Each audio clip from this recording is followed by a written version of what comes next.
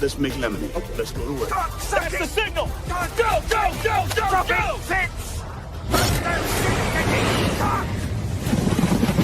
It's beautiful.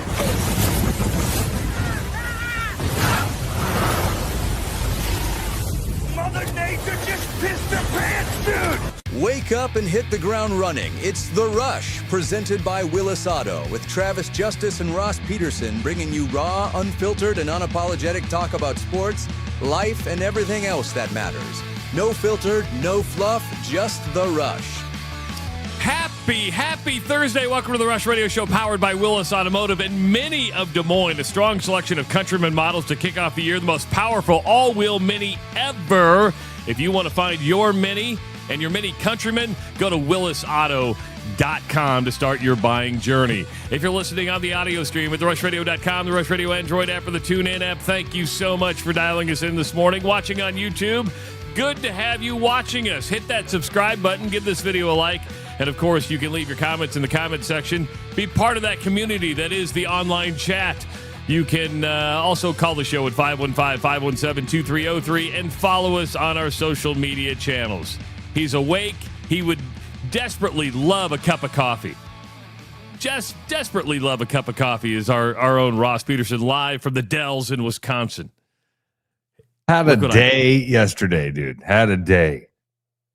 That Land of Natura place was the coolest water park I've ever been to in my life. All I could think of, have you seen those videos where people like jump off a cliff when somebody's on like these big inflatables and they go flying up in the air? I don't know if those are AI or not, but can you do something like that there? Yes. In fact, Audrey got wrecked because her brother and my cousin's son double bombed her, and she flew about 10 feet in the air and smacked the water on her way back down. You know, re-entry into orbit when you're that old. That's fun. That's fun. Oh, but she came out of the lake. She was like crying. I'm like, you okay? She's like, that hurt my leg. Suck it up, Buttercup. That's part of being a kid. That's part of being a kid. It was awesome. We had a wonderful time. Spent 5-6 hours there, and then they also have a part there that's like a nature treescape thing. It's like treehouse. Did you guys do that? Because those are hard. Those are. Was it a skilled course, or what? Was it made pretty easy for? Oh, so it was pretty easy to do. Yeah. We all did flip flops and sandals. Oh, okay. Super easy, fun, cool. Walked down by the Wisconsin River, and then we ended our night by doing a thing, the Dells boat tours, and we did a tour of the northern part of the Dells, north part, and it ended. We did 2 stops. One of them was a place called Witch's Gulch. I tried to send you some videos, but I don't think I. They came through. They came through. They came through. Yeah. All right, because I was trying to send them to you last night, and then I realized it wasn't on the Wi-Fi this morning. I reconnected with it. I'm like, oh, there goes everything. I was wondering why because you walked away, and I'm like, he could have just sent these to me and talked to me. All of a sudden, no, my phone was back in the room, and I went back to the room to do get everything cleaned up, and anyway, so. We ended at this thing called Witch's Gulch, and then there's a thing called Stand Rock, where it's this giant pillar that's and there's about a 5-foot gap between that pillar and they have a dog, they have a collie up there that jumps back and forth. Yeah. So I videotaped that. The dog's just jumping back and forth. I will send you I'm going to send this to you right now. At least you can see the photo, so you can see what I'm talking about. That's the only photo I got, because I got the video of the dog jumping back and forth. Yeah, they a trainer up there with a collie. There's a picture, Trav. And I said videotaped, Mel. I'm sorry. What am I supposed to say now? You took video. Yeah, you took phone video.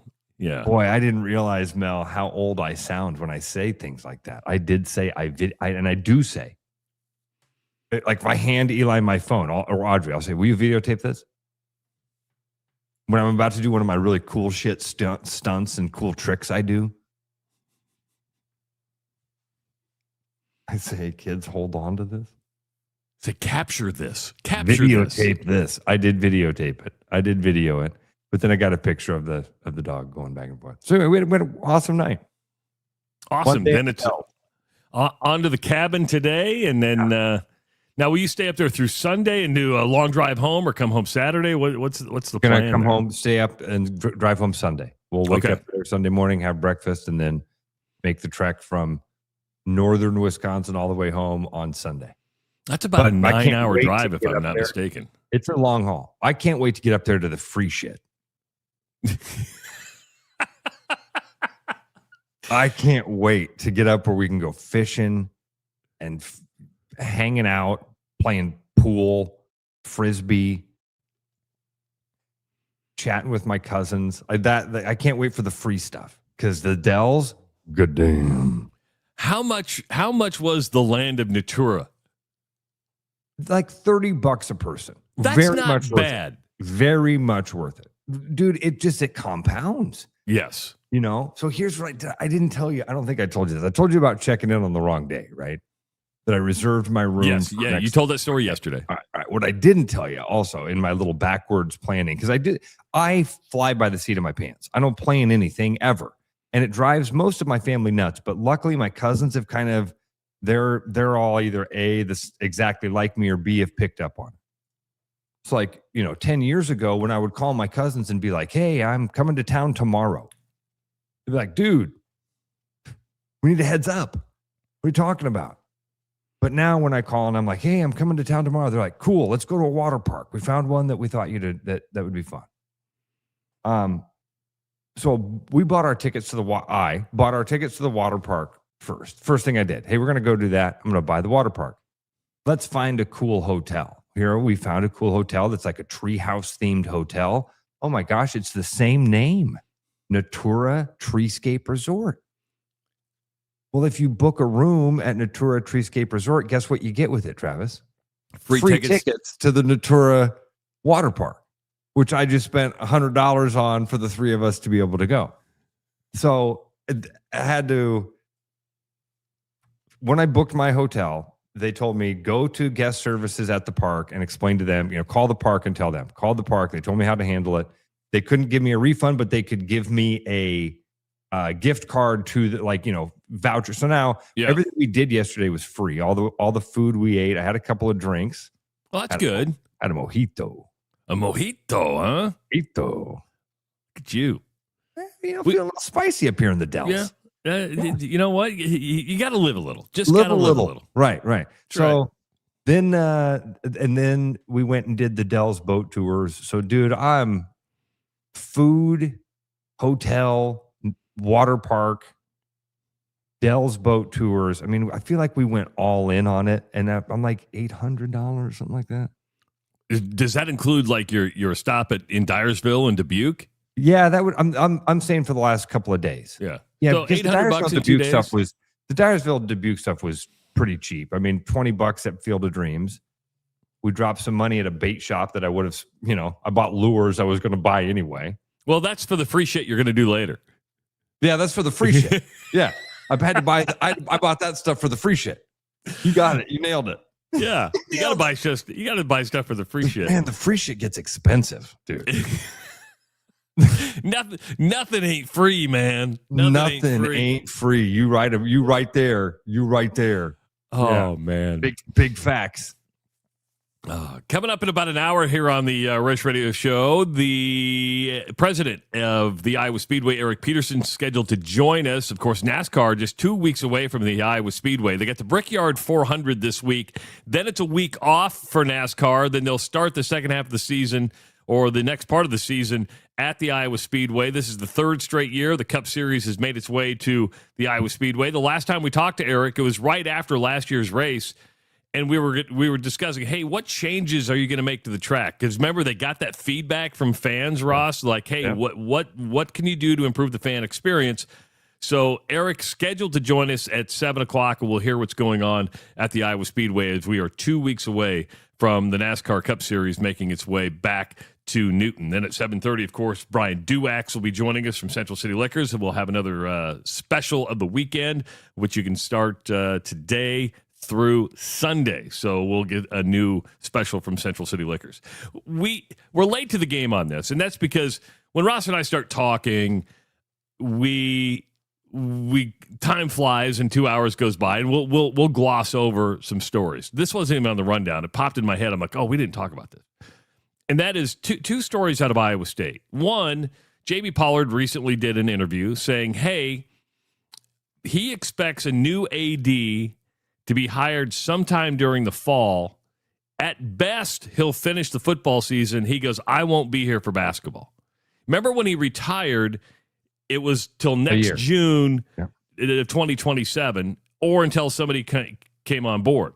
Now, we've asked the Iowa State president to join the show. That request has been denied by the university.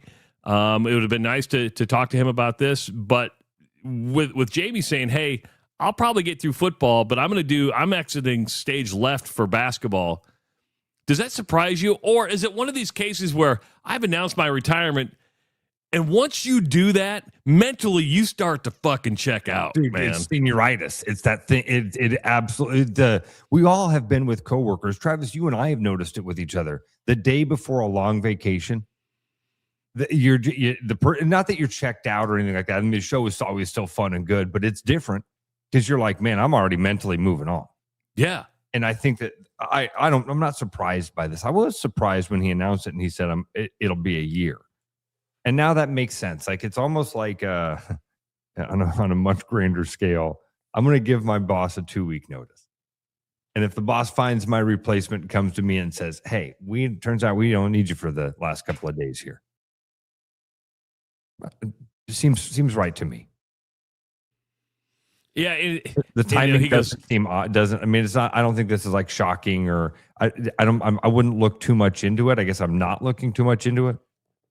Well, maybe I'm going to read into it, not too much about this, but maybe that candidate is internal. Because if you're saying, hey, we're going to hire somebody in the middle of football season, who are you going to get? Unless it's a deputy AD or somebody like that, is somebody going to leave their school in the middle of a football season, unless you're a MAC school, a Sunbelt school, where you're like, this is just too good of a jump up.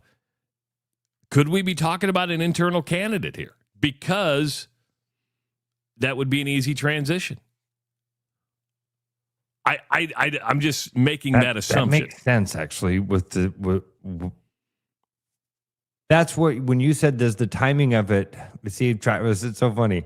When you asked that question, I was looking at that answer from Jamie Pollard's point of view. Yeah. Not from the university's point of view. For the university, I understand now. Middle of football season, leading into basketball season, when you are a powerhouse program right now, that could be.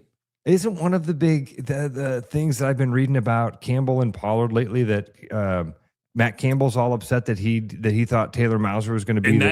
I was going to transition into this. Yeah. That was the other thing How ironic that Pollard now it's going to be an internal. If that's what it is, that'd be an ironic turn there where the last football coach that left was like, dang, I thought I had a lot of success. I thought I was going to be able to name my successor, and I had a guy lined up. And Jamie Pollard said, no, my own ideas. And did that create the mass exodus from Iowa State? If Taylor Mauser would have stuck around, I'm not saying Rocco Beck wouldn't have followed Matt Campbell. There would have been some that would have followed. I understand that.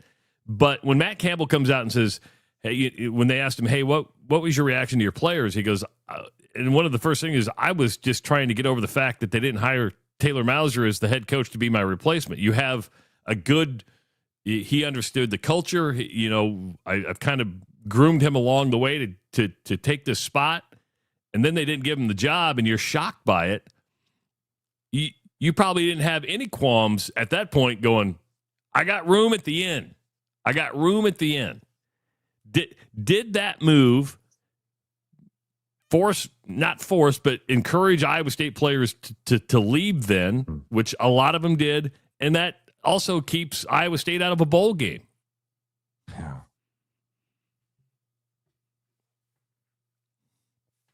Possibly. It's impossible for any of us to know who, like, I see Chris Shipley, our buddy from Three Beards, who is a huge Iowa State fan. 90% of the team would have stayed. I don't know, but that's a high number. And I just don't know. And it's impossible to say. And I think that there would be people that on both sides would make the argument.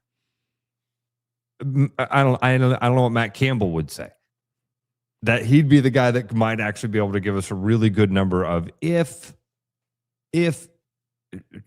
Mauson got that job, what happens? How many guys are lined up at that door then? Because the story goes that they were lined up to tell him thank you, and then it turned into, can you take me with you? A couple of those guys, no doubt, would have been gone. I think that Rocco's gone. If we could probably pick 4 or 5 that would have gone and taken that advantage, taken that opportunity to go to Penn State. But I have no idea. And I think it's impossible to say either way what it would have been. Yeah. And players can say what they want. You don't know until you find out where you fall in the mix either, right? I mean, because let's say Mauser would have got the job. You could say, hey, we probably don't see, because assistant coaches view things different than head coaches. And they may say, hey, you know what? You're not going to fit into our plans. But it's interesting that Campbell thought Mauser was going to get the job. My question is, when you resigned to Jamie Pollard, did you say, hey, I really think Taylor Mauser's the guy? I think you because if you didn't state that, if you didn't go to bat for your guy, at least right away. Were you anticipating that? Were you anticipating that Jamie Pollard was going to call you and say, "Hey, got any ideas?" Jamie Pollard, who we've all known, keeps a list. Like we joked about it, right? Yeah. I got a list. Keep it updated. I have to, because you never know what's going to happen and who's going to call and when it's going to go down. So, yeah, interesting stuff out of Ames there. But yeah, it'll be interesting. It goes back to Jamie got the Sci-Town groundbreaking announced. We asked the question before, will his legacy be tagged to Sci-Town? I don't think his entire legacy will, but the success of that will be, if it fails, it's all Jamie Pollard's fault. If it's successful, it's all the new athletic director, because he'll be there to reap the rewards, right? You got to blame somebody. Well, this wasn't my idea. But if it works, the new AD will celebrate those successes. Iowa State's going to have Sci-Town. The Kansas City Chiefs, Ross. Can I hear you real quick? I'm back. I'm back. Okay. Can you hear me? There you are. Okay. I was panicking there. The Kansas City Chiefs. I think my internet went bad for a second. Sorry. Kansas City Chiefs let the renderings out of their new stadium. Take a look at this. This is going to be, now the place or the site has yet to be determined. It's going to cost $3 billion. I actually kind of like this. We get an AI rendering of a parking lot. It's going to be a $3 billion stadium, and they're showing me. Well, I got more things to show you. So okay, this is better, because that's disappointing. So it's going to seat around 70,000 people. There's going to be 20,000 parking spots. You can see about 10,000 of them here. Here's the inside of the stadium. What did you say it's going to cost? $3 billion. $3 billion. Not cheap to build a stadium these days. I like it because it kind of looks like Arrowhead, right? They're holding on to some of that tradition of Arrowhead, but modernizing it a little bit. I like the look of it. You got the translucent. So that enclosed, is a dome. That is a dome. Okay. There's another shot. My question is this, and I guess I could do a Google search. Since it's going to be inside, and I know they've got the translucency of it, are they going to use real grass? Because Kansas City has taken great pride in its grounds crew, right? They've been real grass. They've got one of the best grounds crews out there. Now at Arizona, they they take the grass in and out. The field is basically on dollies, right? Right. Yeah. Yeah. They've built this for, of course, this is going to spur, it won't be there'll be a Sci-Town like, but there'll be a bunch of economic development around this. There's another shot of the outside of the stadium. But man, the stadiums never end up looking like these renderings. Is that a stealth bomber? It's a stealth bomber. Yes, give me a stealth bomber. Hey, I guess you can do flyovers over the dome.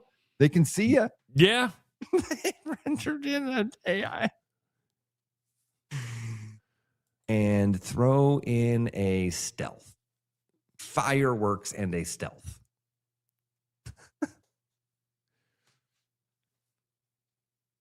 Look at the sun. I like how the parking lot is. Look at that. Yeah. $3 billion. But they never end up looking like these renderings. I mean, come on. I think they do. For the most part, architectural renderings, if they don't, then you can't put these out and not deliver. Yeah. Will there be alterations? But when you show this, people expect it to look like this. Now, will it be absolutely 100%? No. But I can show you stuff that we build that, hey, here's the rendering.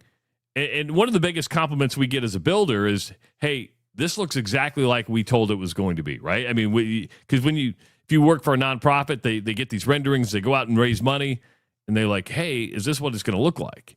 And you better be pretty darn close, because that's what you're selling. You're selling hope. You're selling the future. You're selling the vision. $3 billion. Now, what does this do? Besides the Chiefs, it opens you up to host the Super Bowl. I mean, that would be cool if Kansas City could you imagine having the Super Bowl? We had it in Minnesota a couple years ago. And why Gia couldn't, just because of weather? Weather, yeah. Outside in January or early February in Kansas City. I saw somebody say it'll solve the frostbite issue. And I know that there have been days in Kansas City that have been brutal. Dude, one of the coldest games I've ever been to in my life. It was the Big 12 championship game. Boy, was that 2025 or 2020 or 2005 or 2006? Nebraska played Oklahoma. And it was one of the coldest I've ever been in my life. In fact, I remember I woke up game day. We had to run over to Cabela's on the Kansas side just so I could buy extra layers, because I'm like, I'm not going to make it. I'll die out there. And Kansas City's it can be cold. It gives them, opens up to the Final Four. Clark Hunt said yesterday they've built this or designed it to accommodate the World Cup again in 25 or 30 years whenever it comes back. The only thing I didn't like what he said yesterday, he goes, we expect this stadium to stand the test of time for 30 years, if not 60 years. I mean, Arrowhead Stadium has been around for how long? I mean, the Kaufman Sports Complex has been around since the early 70s. Oh, okay, I was going to say 60s. Early 70s. Which is 60 years. 50. So early 70s is 50 years ago. 50 some years. And hell, they probably could keep playing there. They could have done renovations and make it super cool, but they could have done that. I'll ask you. Could they have domed Gia? Could they have domed Arrowhead for $3 billion? It probably would have. It would have been over $1 billion.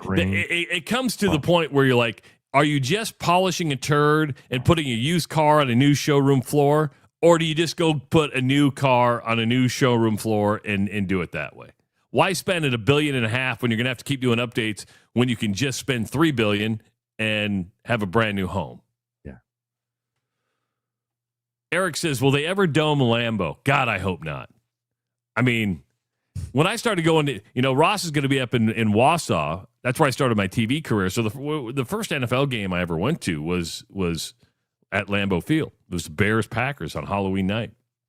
And Lambeau Field looks nothing like when I first started covering. I mean, they've renovated it, but I can't imagine them putting a dome over Lambeau. There's something about the frozen tundra of Lambeau Field. Never been up there. I'd love to go to a game up there. That'd be fun.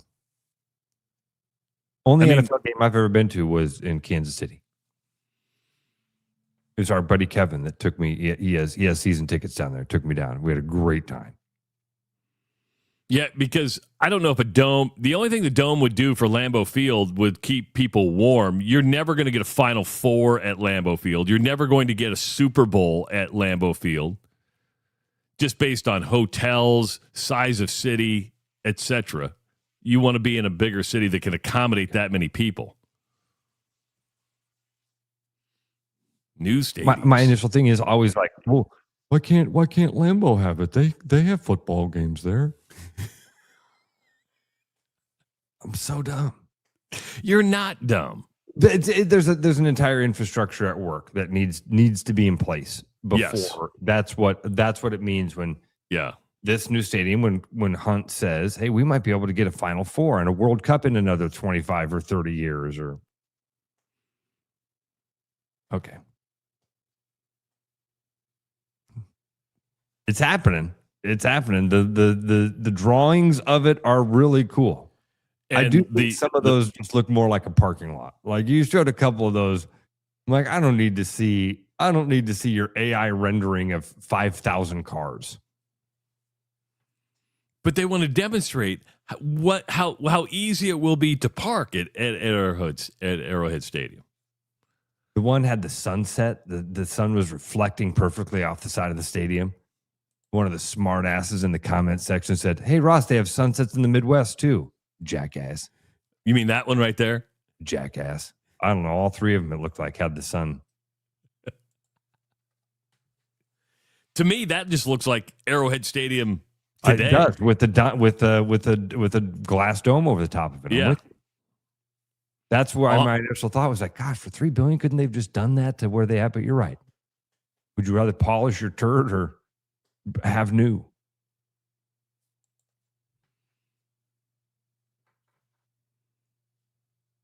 And by the way, that's $3 billion today. If they don't start building like tomorrow, and they don't have a site yet, this thing's going to get closer to $3.5 to $4 billion just through escalation over a couple of years. You say $3 billion now, everything gets more expensive. Everything gets more expensive. Don't kid yourself, folks. Don't kid yourself. Oh, Eddie effing Vetter, who I'm betting is actually my buddy Dan. It is. That's my buddy Dan. What's up, Dan? What happens when they get 2 feet of snow on that dome and it collapses? Well, it's not like the Unidome, right? It's not like where, and even the Unidome's being reinforced. These are translucent panels that can deal with that. Now, since it's glass, when they get 2 feet, do you have somebody go up there and clean the glass? You're like, hey, who's up there shoveling the snow off the roof? Go to a game, look up, and like, oh, 2 feet of snow on there. That thing gonna. So engineering-wise, there's smarter people that do the math on that and figure out what the load is, and those may have like heating coils going through them. I was wondering that if he just heat it. Yeah. He said kind of like your driveway. Yeah, right. Hey, folks, when your lights flicker or your outlets quit, call the pros at Mr. Electric of Central Iowa. Licensed local electricians handling everything from repairs to installations with upfront pricing and dependable service. Power up your home or your business. Visit MrElectricIowa.com. It is the Rush Radio Show, powered by Willis Automotive. The Rush Radio is now on the free TuneIn app, allowing you to enjoy the show on Apple products and Android Auto. Download the free TuneIn app and search The Rush Radio to take Travis and Ross wherever you go. With the Iowa Lottery's new Millionaire for Life game, you could win $1 million a year for life. That could make you a My Dream Job is No Job-ionaire, a front row tickets to every show-yonaire, a hire a personal glam squad for you and your bestie-yonaire. Yep, a little further. Or just to never run out of your favorite pickles-yonaire. With Millionaire for Life from the Iowa Lottery, And these. you can change your life for life. Play today. When you work with a company like Mr. Electric that goes above and beyond and makes the customer their priority, that is just a real joy to encounter these days. It was a fairly complicated project and it was intimidating. They made it look so easy and they were very professional, very clean folks. They thoroughly explain what they're going to do. It's clear that they're experienced and that they know what they're doing. Having professionals out there that can do that for me, that gives me a lot of peace of mind. When I'm meeting a new patient, I want them to feel comfortable knowing that odds are I've seen something like this before. From the moment a patient steps into the room to the moment the patient leaves the office, I think they're going to get a great experience. I think it feels good coming in and feeling like it's a community here and you get to be a part of that community and get to be taken care of by that community. My goal is when they walk out of there to know that I'm fighting for them, I'm pulling for them. Schedule an appointment at iowauro.com. Keep your edge with Body Armor Sports Drink. Bold flavors, electrolytes, and hydration that goes the distance. Grab Body Armor before the grind, during the game, and after the win. Body Armor Sports Drink. Hydration that's real and better for you. Pick up Body Armor Sports Drink on your next grocery store run or convenience store trip. Willis Chevrolet's Summer of Savings is on now, and the deals are turning up the heat. You'll find a huge selection of new, used, and Car Bravo certified vehicles, all ready for your next road trip, daily drive, or whatever summer throws your way. Right now, you can take advantage of 0% for 5 years on the dependable Silverado and 0% for 36 months on the versatile Equinox and the affordable Trax. It's the perfect time to get into the Chevy you've been eyeing. Don't wait. Shop Willis Chevrolet's Summer of Savings here in Granger or online at willischevy.com. Every business has priorities, and Priority One Heating and Cooling is no different. As a service provider, we prioritize quality air conditioners and furnaces that will keep your home at your comfort level year-round. As a small business, we prioritize doing things the right way and treating people fairly. As a truly local business, we prioritize our community. As a veteran-owned business, we prioritize duty and commitment. For big business service with local value, trust your home to the place where you are always Priority One. I hope you're stretched, hydrated, and prepared for more nonsense because The Rush with Travis and Ross, presented by Willis Automotive, is back now. Refresh your home with floors you'll love. Iowa Floor Covering offers beautiful hardwood, waterproof luxury vinyl, carpet, and tile for every single room. Whether you are a DIYer or you want that professionally installed, stop by their Bondurant showroom or go to iowafloorcovering.com for a free quote. Make sure to say, hey, we heard about you on the Rush Radio Show. Good guys up there at Iowa Floor Covering. Do want to get them on, though, and talk about the DIY stuff. We talked about it yesterday. It's like, if somebody comes in and says, hey, I'm gonna install the carpet myself, and you go, are they carpet squares? We'll go with you. Otherwise, we got you covered. We got you covered. My grandpa just taped down like 200 carpet samples in his basement when I was a kid. Just a hodgepodge? It was just a quilt, a patchwork of different carpets, the entire basement. And then when somebody spilled something, you just took that one out and put a new one down. See, and you remember that. You're like, because it was unique, and you're like, this is kind of cool. That's where we get to go play. That's where we can be ourselves and mess this place up. Alan is a carpet installer. I was telling you this yesterday. I don't know if Alan was listening yesterday. Alan's a carpet installer. You talk about, do you have DIY carpet installers? Alan says, you don't want that smoke. You don't, because you're going to be calling somebody. I'm telling you, the other one that people think they can do, and then you walk into a room and you're like, who did your drywall? Oh, we did that ourselves. Oh, I know. Now, Owen did the drywall in here. It looks really good. But he also works in Owen construction. does it exactly right. Yeah. My brother has, it's an artistic touch to mud drywall. I can hang it. I'll carry it and hang it. I can cut it. Taping it and mudding It's it's a two whole different other things. deal. I would agree with you on that. Well, how about this? More proof that my wife is a saint. So our Nissan Pathfinder, it's an old one, right? I bought it for Greta. And so the inside door, it's a 2013. Well, the door latch busted. You could open from the outside. You couldn't open from the inside, right? So a little thing, plastic thing probably busted. So I set up an appointment to take it to the shop and get it fixed. And I said, hey, I'll just order the part. So I go on Amazon. I order the new handle, which was like $7.95. And I've got it set to go to the shop next Monday. I said, Anjanette, hey, take it down. It's got to fix it. Take about 2 hours. We'll get this thing done. She calls me yesterday. She goes, hey, cancel that appointment. I took care of it. I go, what do you mean? She goes, I took the door off, took all the panels off. I fixed it, got it back together. It's as good as new. I'm like, she just wants me to feel like less of a man on a daily basis.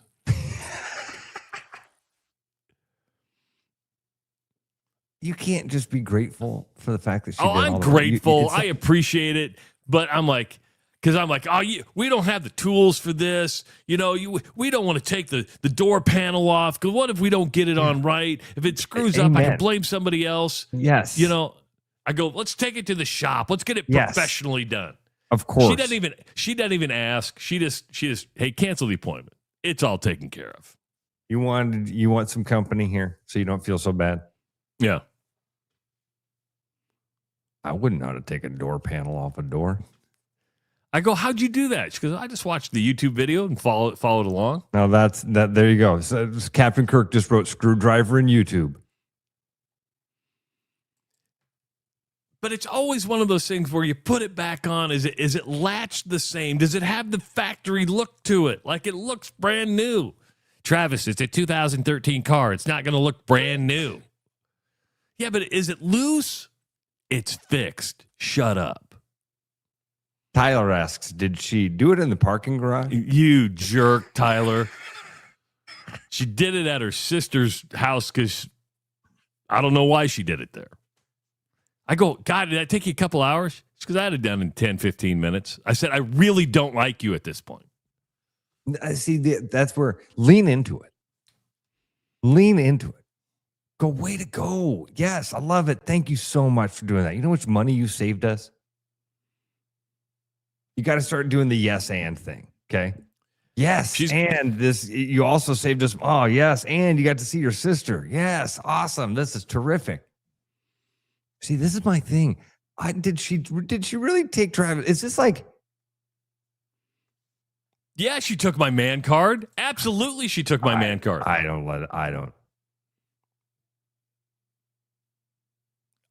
It wouldn't bother me a bit.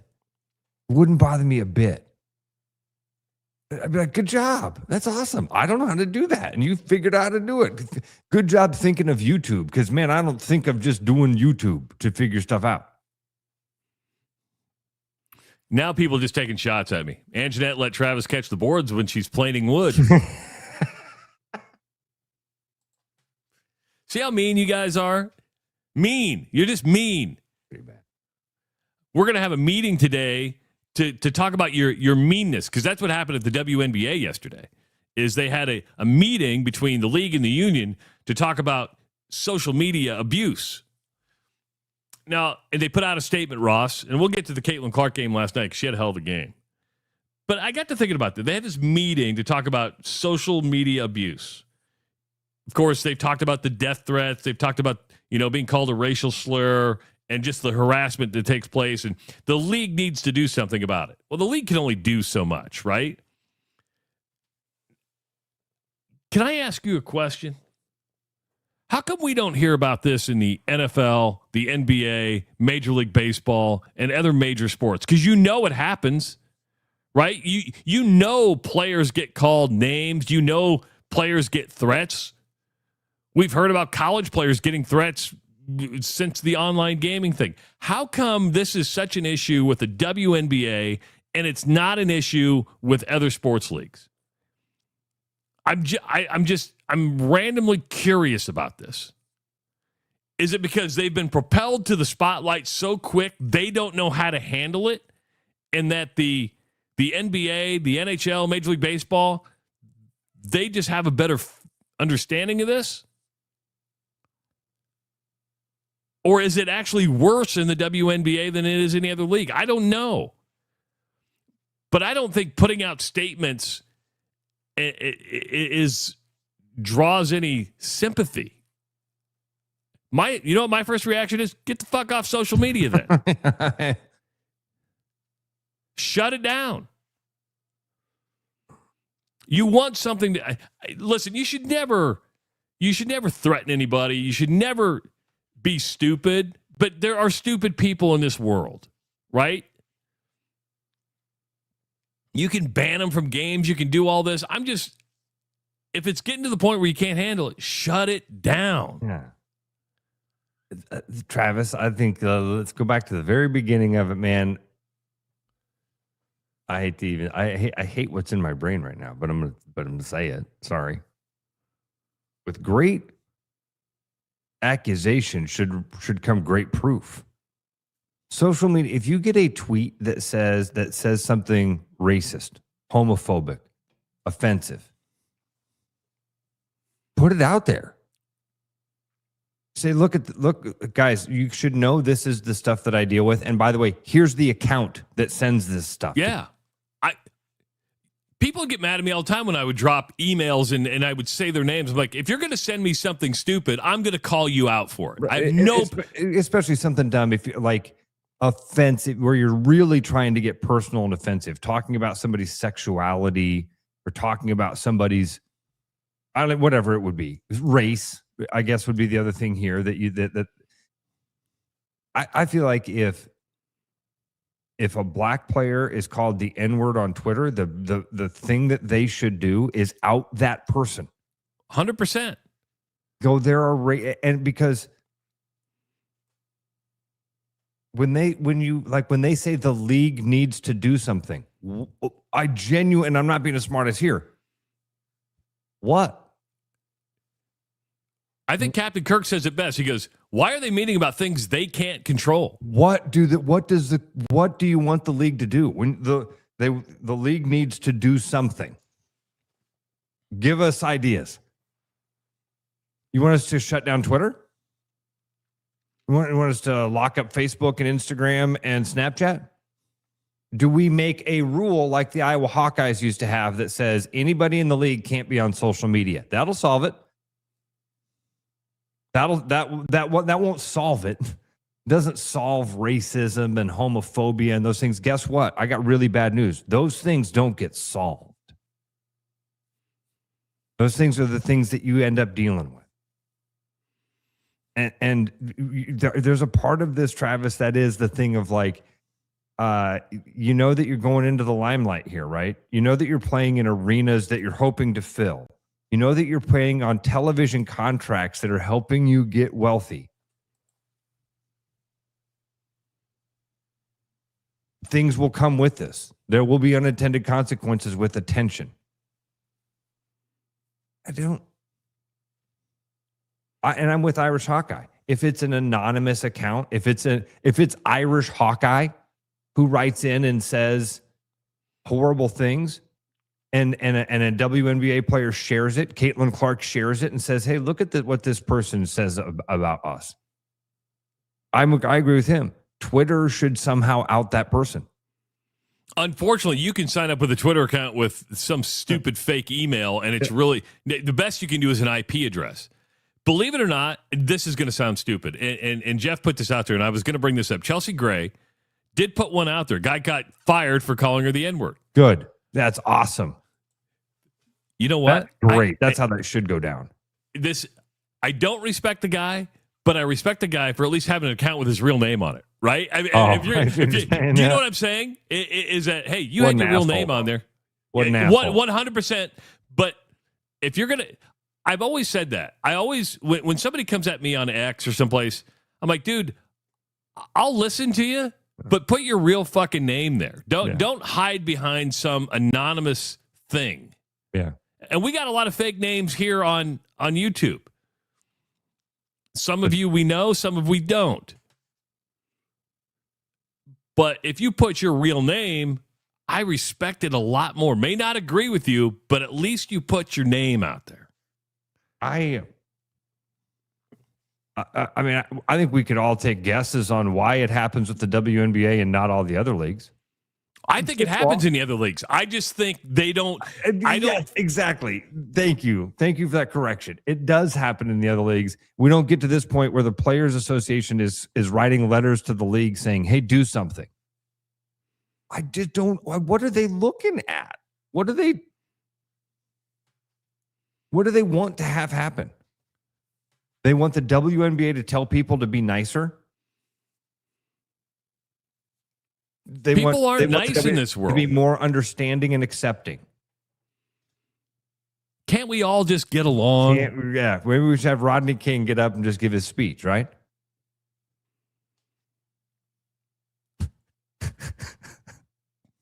You want a man that'll put his name behind something? Glenn Cook, Hard Truth, says WNBA is horrible. Glenn, this message is approved by Glenn Cook. And if you need a hard truth fishing rod, custom made. Did you bring one up to Wisconsin? No, not to Wisconsin. Nope. No. Okay. I don't have the space in especially because they're not 2-piece rods. These aren't. So I don't have a rod holder yet for the top of the Rogue. That'll probably happen one day. I mean, Caitlin Clark over the last 3 years has probably been one of the most criticized and praised players in the WNBA. I mean, you don't hear her complaining about it. You don't hear her. She just goes about her business. Does it bother her? Probably. But Zach Nunn's trying to write legislation about it. So it is. There are people that are. It is happening, even with Caitlin Clark. She's getting fouled hard, and a congressman, a senator wants to, a congressman wants to. Whoa. That we're crazy. We're in crazy world. And so we live in that world where Caitlin Clark gets fouled hard and Washington, D.C. has to react to it. People say bad words people say horrible things on Twitter and social media behind vacant accounts because they themselves are damaged and hurt in some horrible way. And the Players Association writes to the league and says, do something about this. Or what? I'm not here to defend Kathy Engelbert or say she's done a good job in any stretch or any way, but what should they do about this? Travis, do you want the publicity or not? Because with the publicity comes this awful side of people. 100%. Awful. Dude, our buddy, did I tell you about, and I shouldn't even say it. A local influencer who's blowing up gets sent like the most awful stuff. He's a good kid trying to do fun, light things and gets sent incredibly awful messages. Like, man,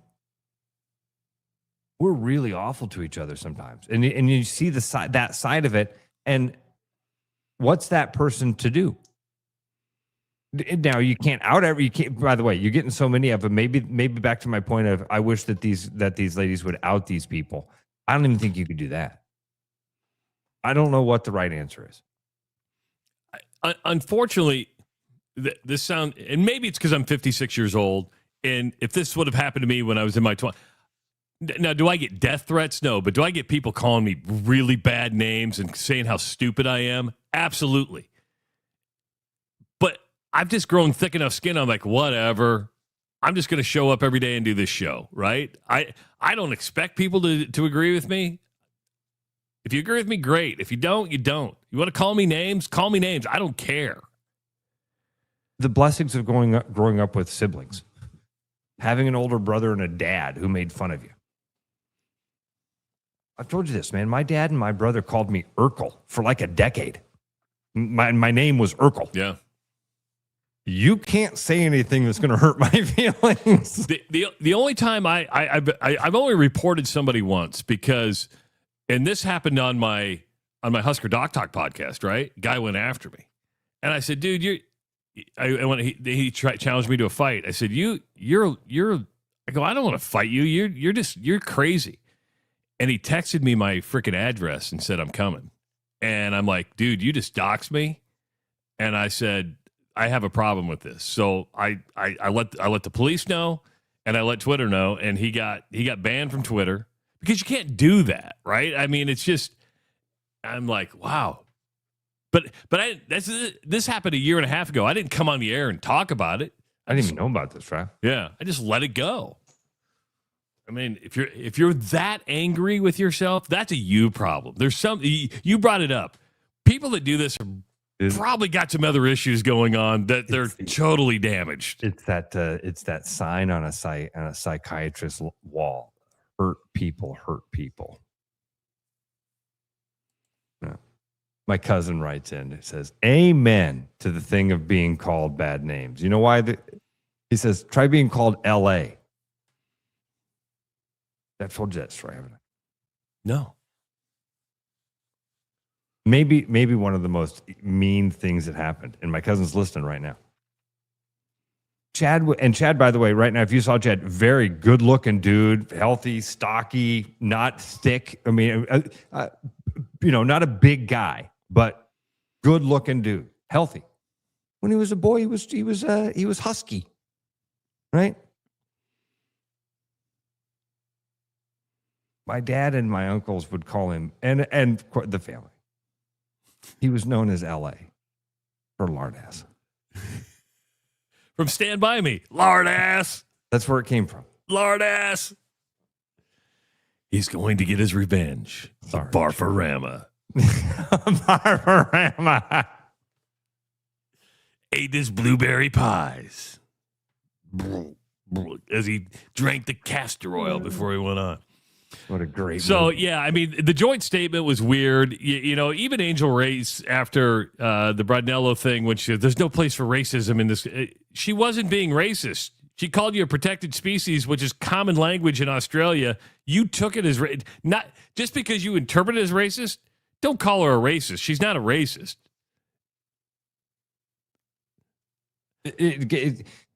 Because we hear things through our own lens and ears, yeah. And you hear species, and you go, "Oh man, I think that's racist." In America, so without knowing any context of it, you instantly jump to that thing. And again, I think that the same thing is happening, quite frankly, and maybe it is the answer. Sometimes it is racism. The problem becomes, again, we whitewash everything. There has to be contrast in order to know, to spot it and see it and go, hey, that is racism. You can't call everything racism. You can't say because you vote different than me, like we've talked about, that makes you racist. Or because you didn't do this thing, or you don't put this sign in your yard. If that stuff's racist, then nothing is. Yep. Because it all gets whitewashed together. There's no contrast in any of it. And I think the same thing is happening here. You go through that list and you go, Ross, why does the WNBA get this, but the NFL doesn't, but the NHL doesn't, the MLB doesn't? The immediate, easy trigger response is, well, women. They're women. Is it true? I don't know. I know that's the instant knee-jerk response and the easy. That's called Occam's razor when your brain just goes to the easiest answer. I'll go back to what I think all the leagues get it. I think these women have been thrust into the limelight in a short amount of time. And they don't know how to handle it. It's like, what am I dealing with here? I was just playing basketball, nobody really paying attention, and now, and they never prepared them for this. Maybe the league didn't prepare them for it. That's a fair criticism, but I don't think issuing statements and doing that is going to help. And in fact, I think it might make it worse. I think it just might make it worse.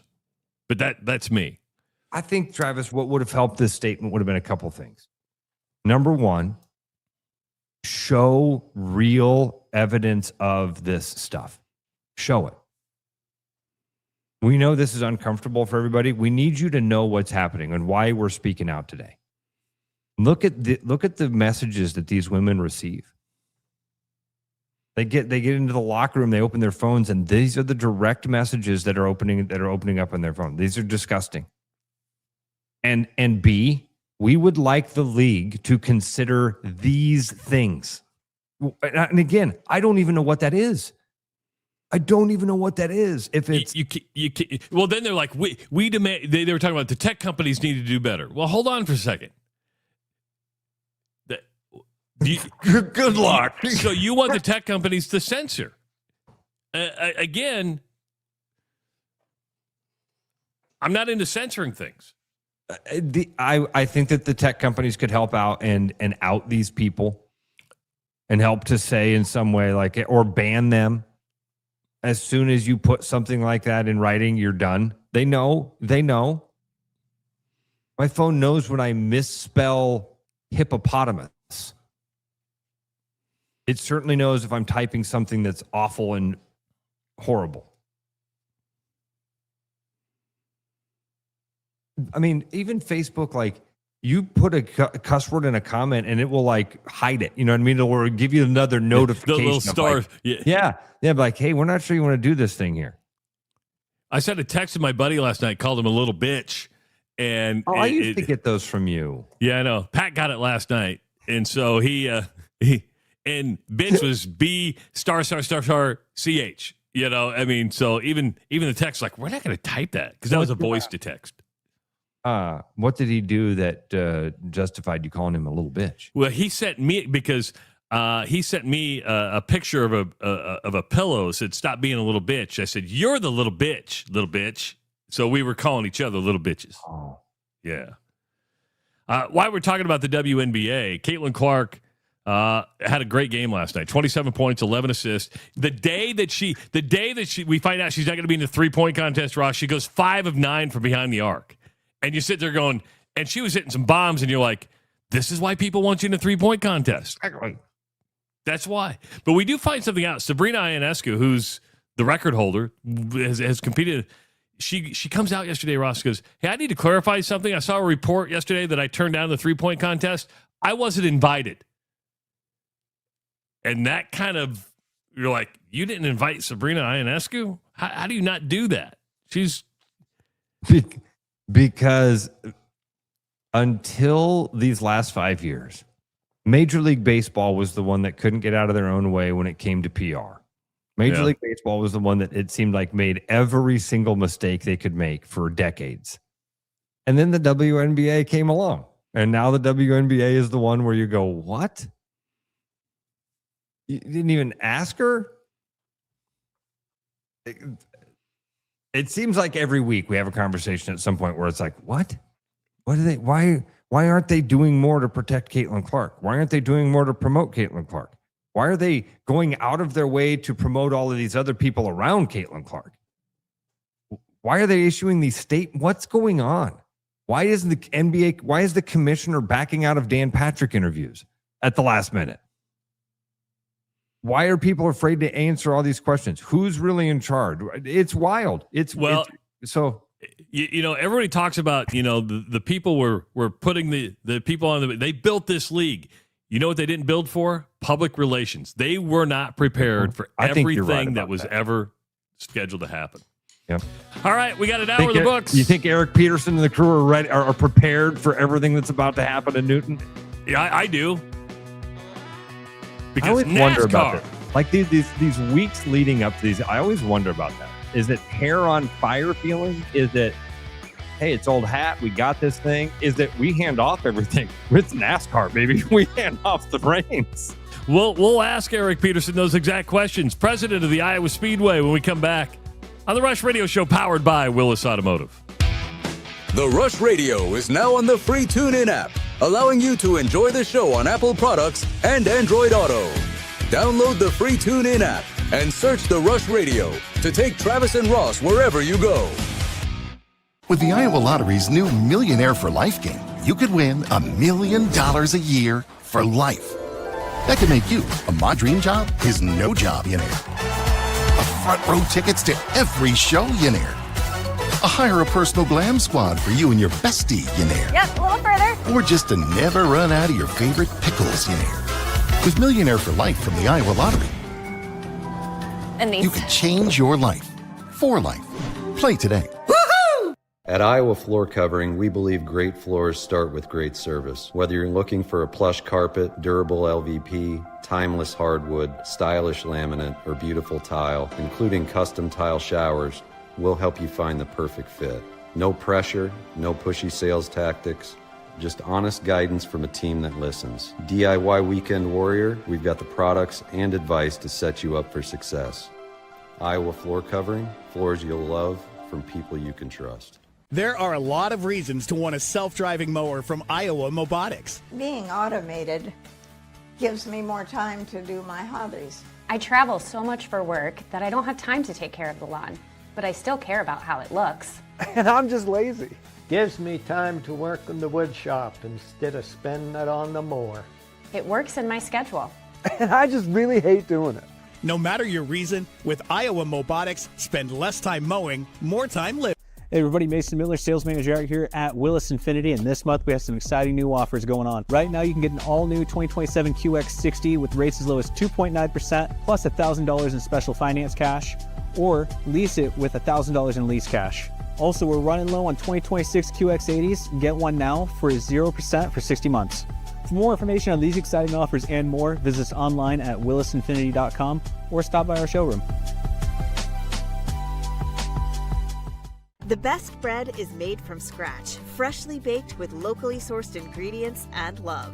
At Big Sky Bread, we take great pride in our delicious products. We know you'll enjoy them almost as much as we enjoy baking them. Try our newly rebranded granola. Specially handmade, our amazing granola makes for a delightful treat. You can order online, purchase at local grocery retailers, or find us at the downtown Des Moines Farmers Market every Saturday. We look forward to serving you. For people who like to save money. Do you or a loved one suffer from chronic overspending, getting less but paying more? Then you may have a case of big HVAC. Now is the time to try Priority One. We set our own prices, which means you pay for what you need, not for anything else. And if you need a heating service or a new furnace, now is the time to try Priority One. Side effects of Priority One include increased happiness, extra peace of mind, and bonus cash for whatever you want. Please use responsibly. Every business has priorities, and Priority One Heating and Cooling is no different. As a service provider, we prioritize quality air conditioners and furnaces that will keep your home at your comfort level year-round. As a small business, we prioritize doing things the right way and treating people fairly. As a truly local business, we prioritize our community. As a veteran-owned business, we prioritize duty and commitment. For big business service with local value, trust your home to the place where you are always Priority One. Hi, it's Noel. At Fiscus Jewelers, we're honored by the fact that our customers continue to come back on purpose, and that trust means everything to us. For years, we've been privileged to be a part of life's most meaningful moments, and we never take that responsibility lightly. We proudly offer the largest inventory in Ankeny, cutting-edge custom designs, including free CAD drawings, and a team that takes the time to get it right. Thank you for choosing us year after year. Fiscus Jewelers, your jeweler for life. Keep your edge with Body Armor Sports Drink. Bold flavors, electrolytes, and hydration that goes the distance. Grab Body Armor before the grind, during the game, and after the win. Body Armor Sports Drink. Hydration that's real and better for you. Pick up Body Armor Sports Drink on your next grocery store run or convenience store trip. The Rush, presented by Willis Automotive, is back because apparently Travis and Ross have even more to say. Hour number 2 of the Rush Radio Show, powered by Willis Automotive and Willis Volvo Cars. The all-electric 2026 Volvo EX90 is here. Advanced safety, premium comfort, and impressive range, all in one SUV. They have just one available in Onyx Black. Plus, drive home a 2026 XC40 for as low as $399 a month. If you're listening on the audio stream at therushladio.com, the Rush Radio Android app, or the TuneIn app, thank you so much. Watching on YouTube this morning, go ahead and hit that subscribe button. Give this video a like. Leave your comments in the comments section. You can call the show at 515-517-2303 and follow us on our social media channels. Ross is on location in the Dells in Wisconsin. I think he went to wake up the kids. So, NASCAR is coming back to Iowa Speedway in 2 weeks. And the last time we talked to Eric Peterson, the president of the Iowa Speedway, it was right after last year's races. Eric, welcome back. Yeah, it's great to be back. Thanks so much, guys. You know, you're a hard guy to get a hold to. I got to go through like NASCAR PR now. You're sending me through all the loops. Yeah. Sorry about that. We've been pretty busy around here, but I'm here now. Let's talk racing. Yeah. So hey, quickly, can you? The fire alarm is going off in the hotel. Oh my God! So wow. You chat with Eric. I'll go make sure everything's okay. There's no fire. Yeah, you know, my children are safe. That sort of thing. Yeah, Eric, no good problem. To see you. I'll talk to you if I get back, Hey, man. what an entrance! Thanks. Good luck. Yeah, right. Hey, what an exit. Eric, the last time we talked to you, we were talking about you were coming off, you were assembling data, seeing what that fan experience was going to be like, how you would improve that fan experience. When people show up at Iowa Speedway in 2 weeks, what could they expect different from a year ago? Yeah, sure. So we've made a couple changes, I'd say fairly significant fan-facing changes this year. We've been at several races so far this year. Starting off with Daytona 500 back in February, a lot of good learnings, been traveling around. One thing is just quicker lines as we get people through in more secure lines. So how are we able to handle both of those while getting people in faster, but also being a safer facility? Is we're implementing mags, for example. So instead of doing the hand wanding, which isn't always your most comprehensive or safer, we have walk-through mags that will keep everybody going into the facility quickly. It'll keep the lines going. But again, to my earlier point, that will keep our facility the safest that it can be for race weekend. So there's an example of just one of the first touch points as you get to Iowa Speedway, how we're improving that fan experience. How about Wi-Fi and other things? I know the people were talking about connections. Has Wi-Fi been improved? What does that all look like? We have, yeah. So we took a couple different areas last year that we were testing it out in. So at the gates and in our midway display, for example, and we did add some amplifiers or some improvements in those areas. So fans, when they're coming in, they have better access for their tickets. They have more access to their NASCAR Tracks app. As soon as they get through that midway, they walk through those security checkpoints. So you're going to have to refresh my memory because every arena is different, everything. What can you bring into a NASCAR track? I mean, I don't think you have do you have the clear bag policy and all that stuff? NASCAR's always been a little bit different because they want to hold on to that tradition. What can people actually bring into the track? Yeah, you're right. It does vary on every venue you go to, right? And even kind of varies a little bit on NASCAR tracks that you go to. So for us, we do allow you to bring in a clear bag, for example. You can bring in a 14 by 14 by 14 cooler with 2 sealed bottles of water. We know we're running a race in the middle of summer. We want to make sure people stay hydrated. So clear bag, 14 by 14 cooler, bring in water. But that's about it. We don't want anything that's going to cause an issue in the fans or obstruct views for the folks, like an umbrella, for example. So people can't bring in their own beer. At one point, could they used to bring, in the old days, could you bring in your own beer? Yeah, so there are some tracks around the circuit that allow you to bring in your own beer. There's just a very specific liquor law in Iowa and a couple other states that does not allow us to do that. Do you get people from out of state go, hey, hold on for a second. I've always been allowed to bring my Busch Light in. Yes, I hear that quite often. So one way to kind of offset that a little bit is we work really closely with our food and beverage provider, which is Levy, and offering some specific areas where we do have a discounted Busch Light, for example, who's a massive partner of ours, right? So just more points of sale at a less expensive price. That makes sense. How about to the physical track itself? Any changes over the last year to the track? We have made a couple small improvements on the racing surface itself. We'll have an announcement coming on race week about what we're doing with that surface for 2027 and beyond. So I won't speak too much to that today, but there will be some pretty significant changes moving forward, and which will be improvements to the track. So if I'm reading the tea leaves, should we assume if you're going to invest in these track changes that we could assume the Cup Series is going to be back in 2027? Well, I mean, we've been pretty successful so far the past couple of years as far as the fans showing up and supporting the racetrack. We'll announce another sellout for this year. We've got a few tickets that are still left here in the last 2 weeks leading up to race week. Look, we've had an overwhelming fan support just like we have the past 2 years. So we are hopeful that we're going to continue racing at Iowa Speedway. But in addition to those track changes, we'll have announcements on race weekend to other facility improvements, some pretty substantial ones that we're doing for 2027 as well. You know, in the last couple months, I've actually driven by Iowa Speedway a couple times going back and forth from Muscatine, and I'm looking at the track from the interstate, and help me, is Iowa Speedway the smallest like grandstand on the Cup Series? We're about 25,000 seats in the grandstands, which there are a few other tracks like that, but we are one of the smaller facilities. That's correct. And so my question is, can you add to the infrastructure to add more seats? Is that in the grand master plan, should we say? Yeah, I mean, technically we could. The issue that we run into is we have just a finite amount of acreage we can use for parking that we own, right? So everything around us is either farmland or privately owned or owned by the city.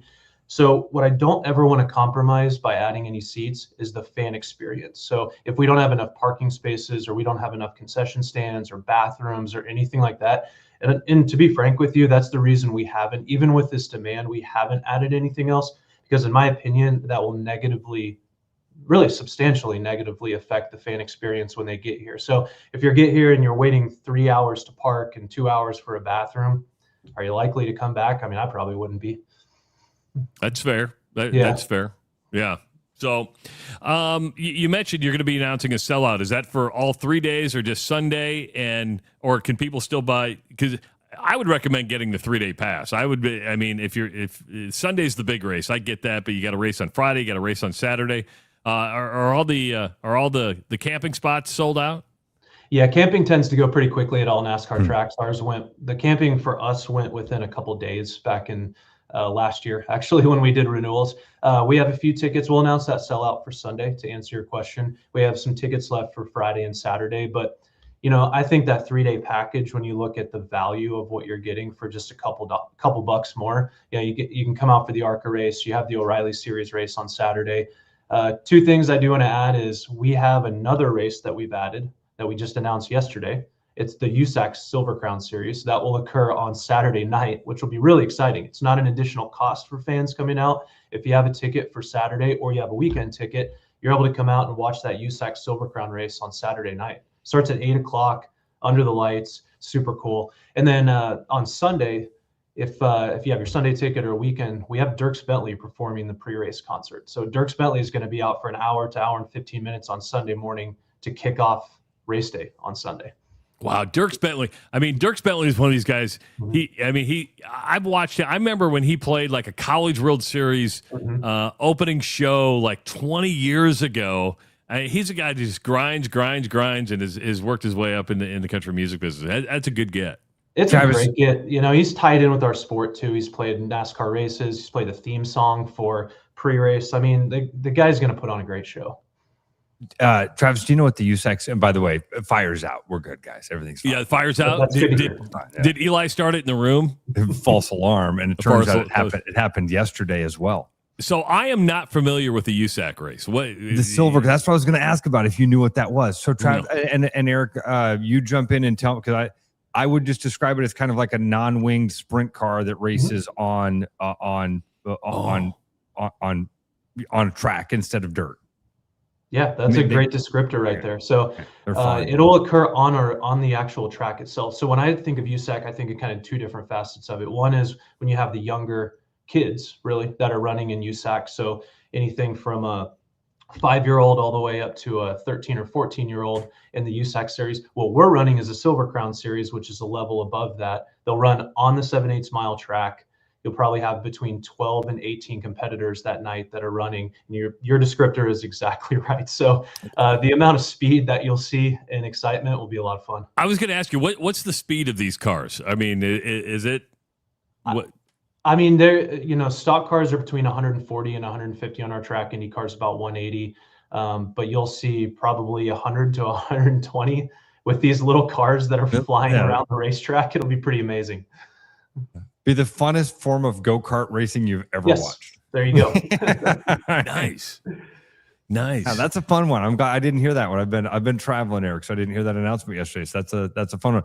It'd been a while since I'd heard I had to Google it real quick to make sure I was thinking of the right thing. But those are fun. That's a fun series. Cool.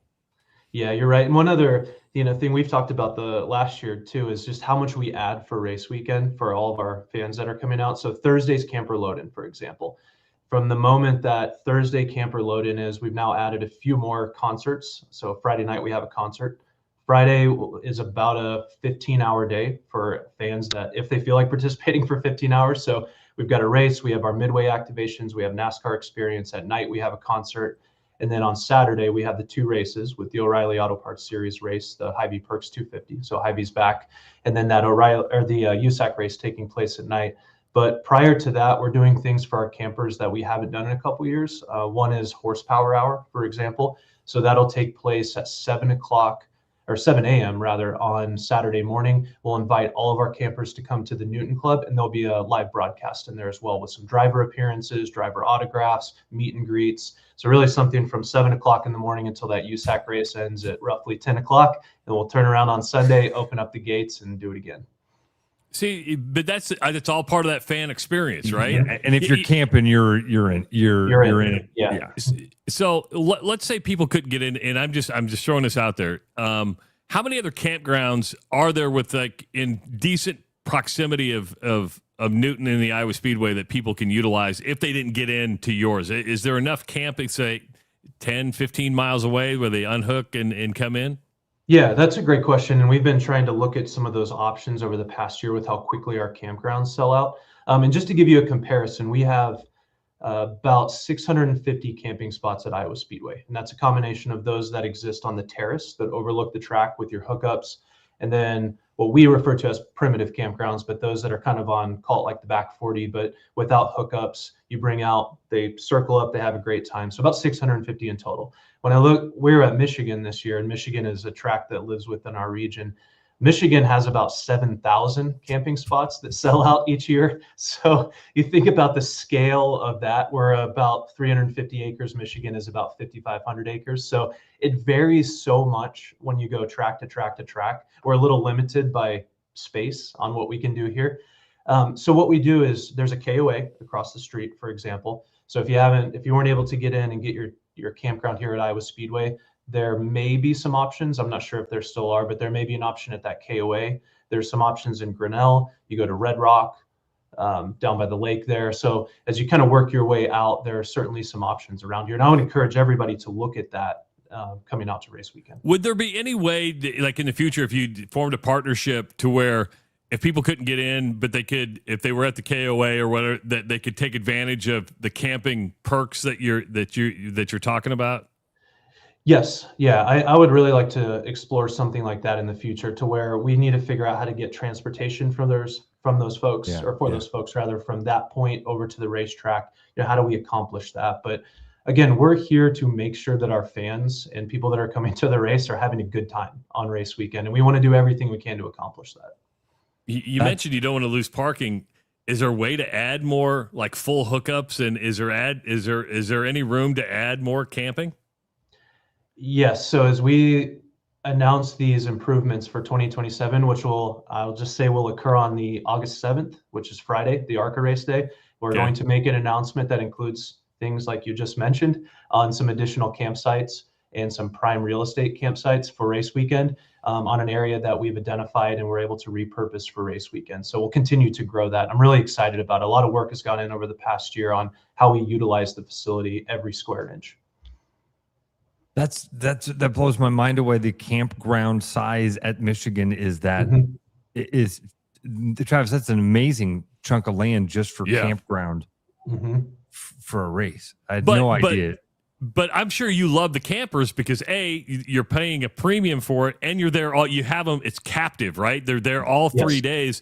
You want to make sure those people are taken care of because it's an investment to be there. But hey, if you're going to be there for 3 days, let's keep them entertained and keep them locked in. Yeah, that's exactly right. Our campers are really core fan coming out every single, and a lot of them travel from race to race to race. So when I was in Daytona this year, Phoenix, any track that I go to, I make a point to go to some of the campgrounds. It's hard to hit all of them, but I go to the campgrounds. I talk to fans. I see people. If I see someone in an Iowa State shirt or an Iowa shirt, that most likely they're an Iowa Speedway customer. So I'll go out there, we'll talk to everybody. And it's really surprising even to me sometimes how many people I see that are going to, 10 to 12 to sometimes 15 racetracks a year, and they're camping. And they're camping with some of their friends and the same people. So we want to make sure, again, to your point, that we're treating those customers the best, or not better than others, but just offering something for them to do the entire weekend. Yeah, and it's even if you're not camping, I've never camped, and I love coming over to the track. I had a great time last year. For people that have been over year, what are some of the new things or some of the things that you're excited about for this this week? Yeah, so I'm really, as I mentioned when we first got on, I'm very excited about the new midway layout that we have for our fans what they experience when they first arrive on site. So easier access through the gates, through the mags. We have a crew of young Marine recruits that are working all of our gates this year, which we worked with at a couple other racetracks, which I'm personally excited about because of just the interaction that our fans will have with all of these folks and that are coming in. So parking, they're going through working with these Marine recruits that are staffed at the gates to make sure that they're treated right the second they get on our site. And then we made a couple changes out in that midway where that's the interactive fan area.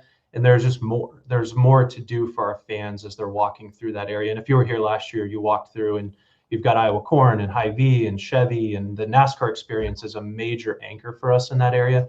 We've added more driver appearances to that, more music, another DJ, and there's something going on the whole time. So it allows fans, okay, what do they want access to? It's the drivers.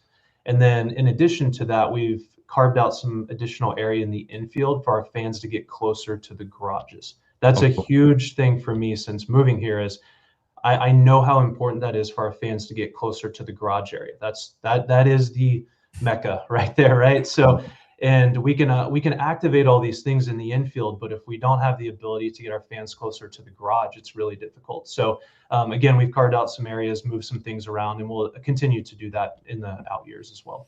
The Brickyard 400 is this weekend. Are you going to Indianapolis? And then NASCAR has a week off. Is that good for the Iowa Speedway in this race that there's that week off that people kind of like, okay, I'm itching to get back to the track. So the way the schedule works out, does that work out really well for the Iowa Speedway and the Iowa Corn 350? Yeah, so we don't have anyone from here going to that race this week. We were in Chicago. We've had a lot of travel this summer, so nice to have a little bit of a break. But yeah, I do think it helps us out. It's a little easier for the industry. So coming off of Indianapolis, a lot of the haulers, a lot of the champion haulers, a lot of the folks that are involved from the week to week will be able to come here a little bit earlier.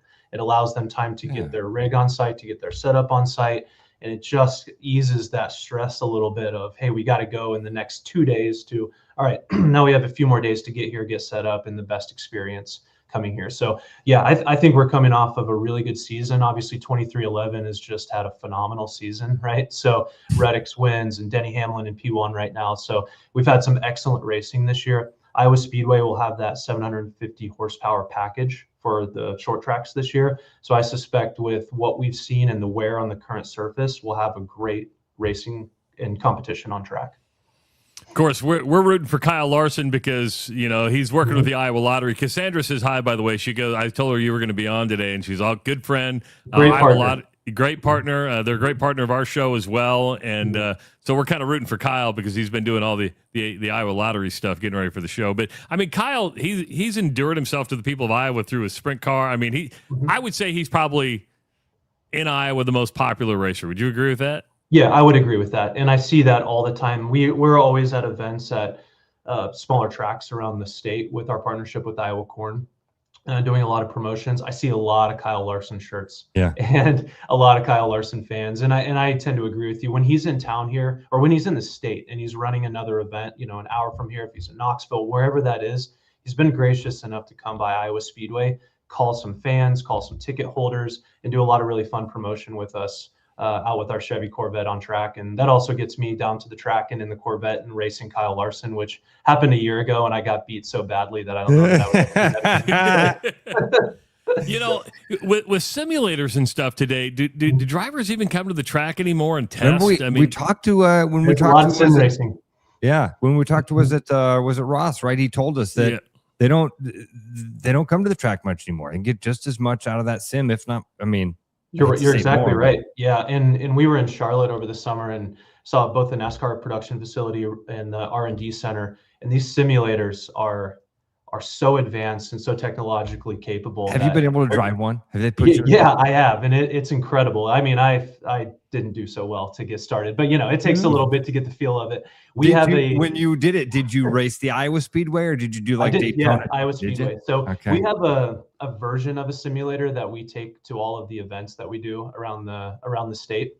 And I wouldn't say it's quite as advanced as what the drivers have, but it does have haptic feedback, and it has Iowa Speedway programmed in there, and you are really dialed into that thing. And we have a trailer for it. We take it everywhere, and it's fun to see people get on there for the first time when they're just expecting to, drive like a video game, just like in their car, and then all of a sudden the first turn they're spinning out and wrecking. Yeah, because there's banking there. You got to know how to take that banking. You're like, why am I keep going down the track? That's not supposed to happen. Yeah, exactly. So are you running around with a chicken with its head cut off and balls to the wall for the next 2 weeks? Is that what you're doing? Yeah. I heard you ask that question earlier. So it's kind of a lot of, to answer your question, the 3 points that you made is we hand some of it off to the NASCAR folks when they get here. But at the same time, the facility has to be ready for those folks when they arrive, for competition when they arrive.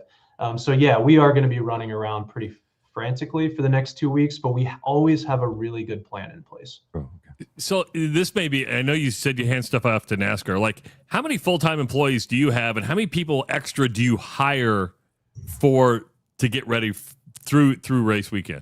Yeah, we have 9 full-time people here at Iowa Speedway throughout the year. And those full-time people are primarily focused on Iowa Speedway, but travel to a lot of other tracks as well within our region. And then on a race weekend, we're over a couple thousand when you factor in the parking groups and concessions and gates and security, everything involved with that. We grow to a pretty large staff on race weekend. Excellent. Now, I know we got to wait till the 7th to hear the great announcements. You've kind of teed it up a little bit and kind of give us a little hint of what's going to happen, but we're looking forward to see what the changes, because I think, Ross, you were putting out a fire, but sounds like Cup Series coming back 2027 too. I mean, I'm just making that assumption. It sounds pretty good. So we've had a lot of driver support this year, and look, I do want to say too, and I'm very thankful for the support that we've had from the state of Iowa as well, and our legislators. We've done an economic impact study now and just realized the importance of having this cup race here, which I'm really proud of. So we've had a lot of support from legislators, and that's going to allow us to continue investing in our facility and improving our facility for all of our fans. And I want to be respectful of your time. I mean, I can go back when Rusty Wallace was doing a barnstorming tour trying to get people to buy into this. I mean, before it was even built. I mean, I live in Omaha, and he flew into the Omaha airport, and he had a press conference there, just selling the vision, got built. Does Rusty? I know he sold the track and everything, but does he come back? Have you talked to him and say, hey, this is your vision took longer than you thought, but he's got to be pretty happy about it, right? Yeah, I actually just talked to Rusty a couple days ago, and nice. It was related to these announcements that we're going to make. So Rusty has an engagement in Sturgis over our race weekend. So unfortunately, he won't be here at Iowa Speedway. But yeah, he's been out here. He's here in 2024. A great supporter. I got him up to speed on everything that we're going to announce, and that's exactly right. I mean, I meet and know a lot of the same people that were involved back in the early 2000s, and how much work this took to get started. And yeah, it took a little bit longer, but now just the pace of momentum that we have on track improvements and everything around the facility, and sold out races and strong entitlement partners and strong TV numbers. It's really exciting for me to see, coming in here in 2024. That's great. Congratulations, Eric. Congratulations on the success, and excited about the new announcement. Hell, I was excited about the ARCA. Yeah. I mean, the whole weekend's great. And that came up in, I think it was about January. It was right before Daytona 500. I got an email, and it was from our leadership team saying, hey, we'd like to run a USAC race on Saturday night at some point over race weekend at Iowa. Can you make that happen? Yeah, I mean, of course, we're going to make that happen. So we looked at the schedule. We saw what was available. The USAC team has been fantastic to work with, which, look, that makes a big difference, right? When you're working with good people that have a similar vision, and they're looking at it from the fan perspective and what's the best experience we can put, it kind of made it easy. It was a no-brainer for us to do this. Eric, I don't want to put you on the spot, but I'm going to. Can we have you back following the week after the race, to talk about the improvements that you're announcing, and just kind of a debrief from the race, what went right, what went wrong, what did you learn from this year's race? We can have you back after the race. That'd be great. And I really enjoyed that last year, because as we do all this planning, we still learn so many things on race weekend, and I am excited to talk about those announcements that we'll make, because they're pretty significant for 2027. Cool. Excellent. Well, we'll talk to you in a couple of weeks. We appreciate the time today. I know you're going to be busy the next 2 weeks, and start your engines, man. It's ready to go. That's right. Thanks to the fans, all the partners. We cannot wait to do race weekend here in a few weeks. All right. Thanks, Eric. Talk to you Peterson. soon. All right. Thank Thanks, you. guys. President. Dude, I was excited about the USAC Silver Crown. And then you're like, yeah, you missed the big stuff. You're a busy man. Putting out fires. Oh, good stuff. Very, very good stuff from Eric. It's good to hear from him. And the fact that they're going to make all those changes, Ross, means that NASCAR likes what's happening in Iowa. They understand that there's an audience there. Hell, and they own the track, so you might as well take full advantage of it. And most of that investment, I love it. Wonderful. And with Knoxville, I know it's a different type of racing, but racing's big in the state of Iowa. It's big in the Midwest, and it gives access to NASCAR races that sometimes people wouldn't be able to go take advantage of.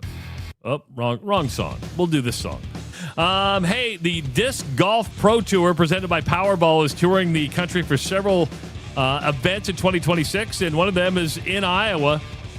The Iowa Lottery VIP Club members will have a chance to enter this prize zone promotion with a winning and non-winning Powerball tickets for an opportunity to win tickets to Discmania Challenge happening August 7th at Pickard through the 9th at Pickard Park in Indianola. I know that's the same weekend as the race weekend. I think you can do both. 5 winners of this promotion will win 2 VIP passes. For more information, go to ialottery.com. When we come back on the Rush Radio Show powered by Willis Automotive, our good buddy Brian Duax joining us for the Central City Liquors Rush Radio Show special of the week. Game on, keep your edge with Body Armor Sports Drink. Bold flavors, electrolytes, and hydration that goes the distance. Grab Body Armor before the grind, during the game, and after the win. Body Armor Sports Drink. Hydration that's real and better for you. Pick up Body Armor Sports Drink on your next grocery store run or convenience store trip. With the Iowa Lottery's new Millionaire for Life game, you could win $1 million a year for life. That could make you a My Dream Job is No Job millionaire. Front row tickets to every show millionaire. Hire a personal glam squad for you and your bestie millionaire. Yep, a little further. Or just to never run out of your favorite pickles millionaire. With Millionaire for Life from the Iowa Lottery, And these. you can change your life for life. Play today. Woohoo! What's going on, everybody? It's Bobby here at Land Rover Des Moines. Summer's here, and we have the perfect cure for summer boredom. The 2026 Range Rover Sport Dynamic with 1.9% financing available is the perfect cure for your boring car or your summer boredom. So stop on down and take it for a ride so you can see what I mean, or call, click, or visit us at LandRoverDesMoines.com or stop out at the showroom. You'll be glad you did.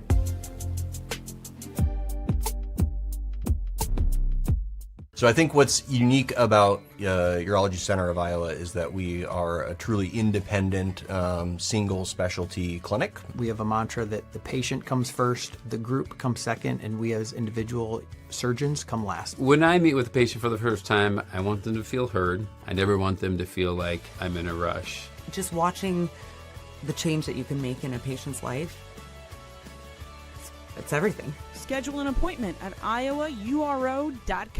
Fresh, wild walleyes. This summer, point your compass north to Ballard's Resort on Lake of the Woods. Ballard's Lake of the Woods long-standing family resort offers a pole-in-hand guided fishing experience along with all-inclusive packages that include lodging and meals. Chase 10-pound trophies with the walleye capital of the world's most established fleet. Your adventure for fresh, wild walleyes awaits at Ballard's Resort. Set the hook at ballardsresort.com. Hi, I'm Tom, owner of Central City Liquors. Our customers love us because we offer a large selection at an affordable price. And to keep costs low for you, we don't splurge on fancy promotions and expensive equipment. This commercial is being shot on a phone taped to a stick. Anyway, we are proud to announce our new rewards program that allows customers to save more the more they buy. So don't spend more to pay for fancy commercials. Save at Central City, where we know what's important. I told you we should have used duct tape. Hey everybody, Mason Miller, sales manager out here at Mini Des Moines, and this month the heat is on so the roof comes off. Get an all-new Mini convertible with rates as low as $2.99 out to 60 months. If you're looking for something more year-round, you can get into an all-new 2027 Countryman with rates as low as 2.99 out to 48 months on here. Also, we are down to our very last Victory Edition, so if you want to cross the finish line, come check it out now. For more information on these exciting offers and more, visit us online at minidesmoines.com or your favorite motoring advisor. The Rush, presented by Willis Automotive, returns now with fresh sports takes and at least one unnecessary rant. You know, sometimes the key to feeling better comes from just being seen for what you need. Urology Center of Iowa has a dedicated men's health wellness center with services from low testosterone to managing the effects of aging. But more than that, UCI is the place to go when you want to be seen like a man, not a patient. You don't want somebody else's treatment. You deserve yours. Schedule an appointment with UCI today at IowaURO.com. You know who a man is, right? A man's man. This guy is a man's man. Okay, pump the brakes. Pump the brakes. How are we, guys? Good, yourself? buddy. What you know? You know, the Todd father really outdid himself. He must have came here last night. Me and the Todd father work basically opposite hours. I've got notes galore in front of me of the special since we forgot to do the poll. I didn't forget. You didn't tell me to do until like yesterday. I know. Well, I forgot. It is what it is. We had, arguably, it worked. Damn. It worked. Good. So we need to continue doing the poll, but until then, this week you get what I decided, or the Todd father, I should say. So, okay, what did the Todd father do? We're jumping right into it. All right. If you felt like we were ready. I didn't know. Yeah. All right. Here we go. We got 2 brand new items that just came in this week, plus an Old Faithful. So we're going, it's hotter than hell outside right now. It's going to cool off today, but it's hotter than hell outside. So we're going summery drinks this week. Okay. So these I just got last week. These are called Spiked Aid. Spiked Aid? Yeah. Okay. So lemonade, Powerade, Gatorade, whatever, with vodka. So I took these out on the golf course last Friday. Holy shit. To kill some time here, it's an 8-pack. What are the flavors? What are the flavors there? Orange, blue, lemon lime, cherry. Blue? I mean, blue's blue raspberry. I mean, it's the Gatorade flavors, fellas. It's the Gatorade flavors. No, they're the Body Armor flavors because Atlantic Coca-Cola Bottling Company is a nice sponsor, so it's Body Armor flavors. Body Armor, Powerade, Gatorade, whatever you want to call it, whatever electrolyte drink you're drinking. These, I'm telling you, me and my son and 2 other guys went golfing last Friday, and within like a hole, all of these were gone, and it was just me and my son drinking. They went down. So 4 each in a hole? Yeah, pretty much. Oh, that's easy drinking. That's how I judge my golf round, though. So how I judge my golf round is every beer I drink is a -1. I like that idea. Every ball I lose is a +1. So I'm guessing last Friday I was at a -14.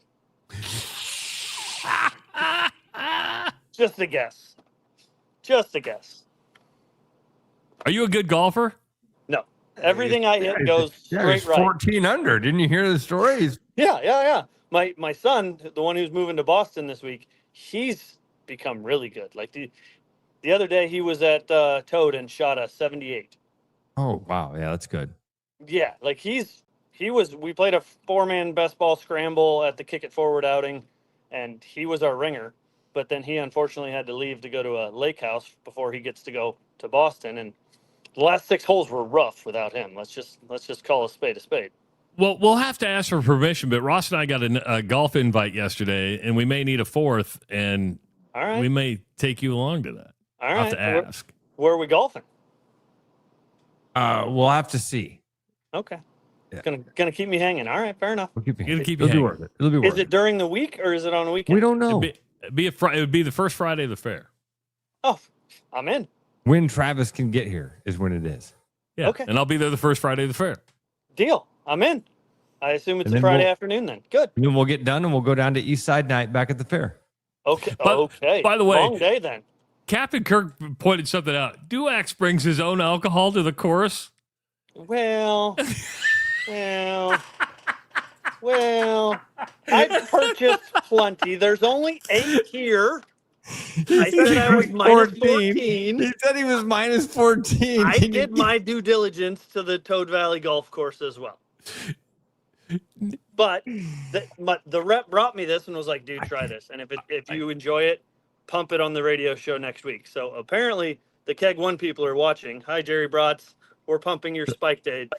Spiked Aid. I like it. Okay. Yeah. I thought it was lemonade, but now I get it. Now it's more like the Powerade. Okay. So this 8-pack is normally $16.99. Rush Radio gets it for $14.99. And again, this just came out. So I don't know how many places actually have this in stock yet, but we sure do at Central City. How come, and that's for 8 cans. I was at Costco the other day and I saw like High Noon and stuff like. How come that shit's so expensive? It just demand. It's like, we can charge this much because they can. Yeah. At some point they'll hit the plateau where they're going to have to start coming back down.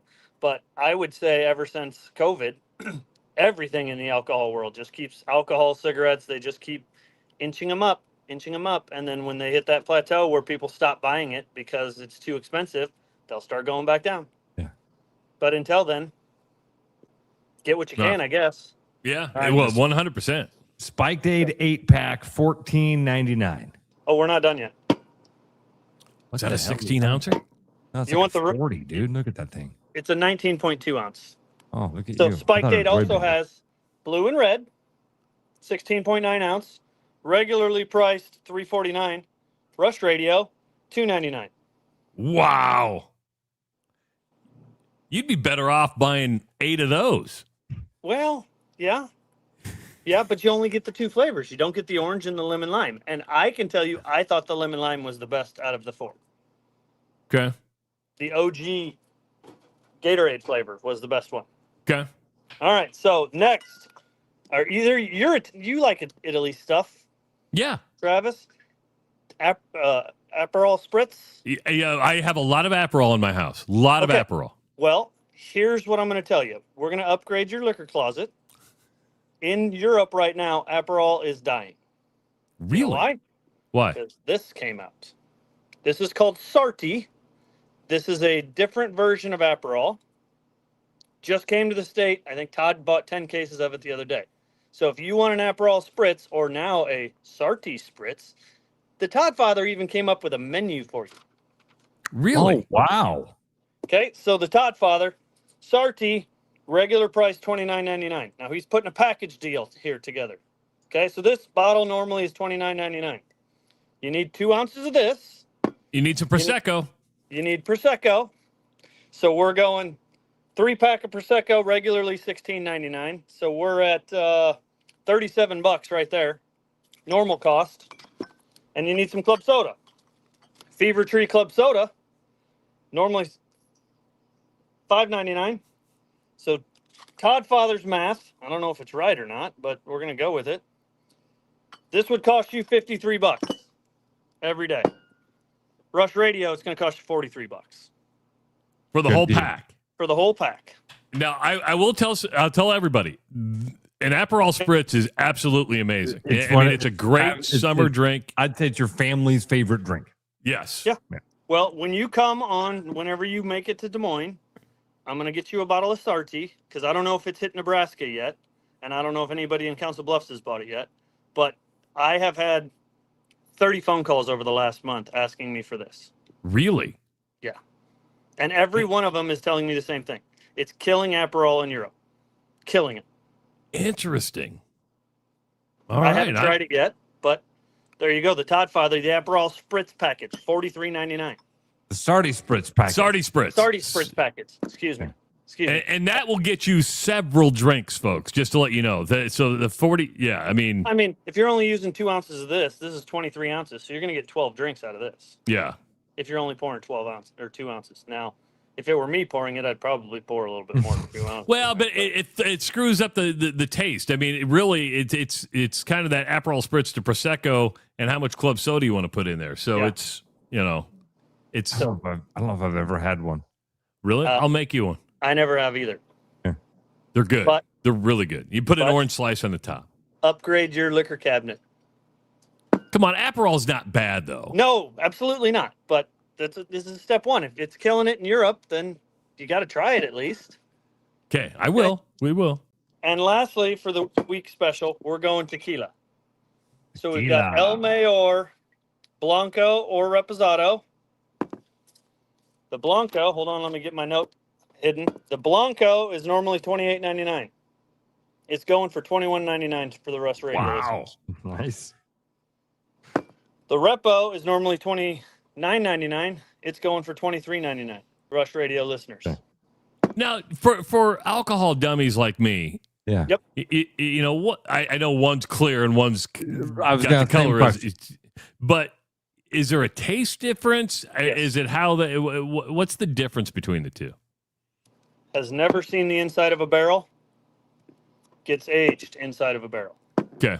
So a Repo is typically aged from like 3 to 6 months in an oak barrel. An añejo is 6 months to a year. That's why you get the color. You get a little bit more wood flavor, whiskey flavor from the Repo/añejo. This you just get straight tequila. It hasn't seen a barrel. This you're going to get straight tequila with a little bit of a wood flavor.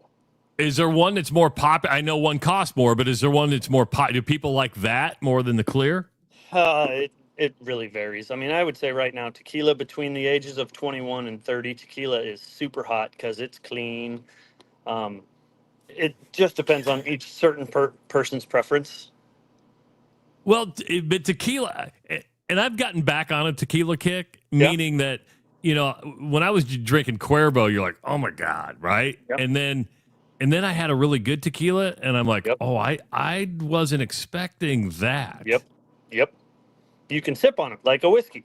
Yes. You know, you put a little rocks, you put a little club soda, you put a little whatever into it, and dilute it down, and you sip it like a whiskey. Absolutely. It's good, Ross. You should try it. Okay, But you got to go with listen, a really good whiskey. Man, or I'm a really good tequila. Like, you say tequila, and I just kind of like I'm there with you, Ross. my tongue turns in my mouth. I don't. Yeah. It just yuck. Evander Holyfield, Lennox Lewis did it for me for tequila. See, there's always these moments. I'm right there with you. I'm right there with you. We tried a shot around for, damn it, it went 15 rounds. It was a bad night. Has that always been a thing? Because when I think of tequila, when I'm growing up, it's lick, slam, suck, right? I mean, I always thought tequila, you only did tequila shots. When did tequila become like a sip and drink? Or has it always been and I just didn't know it?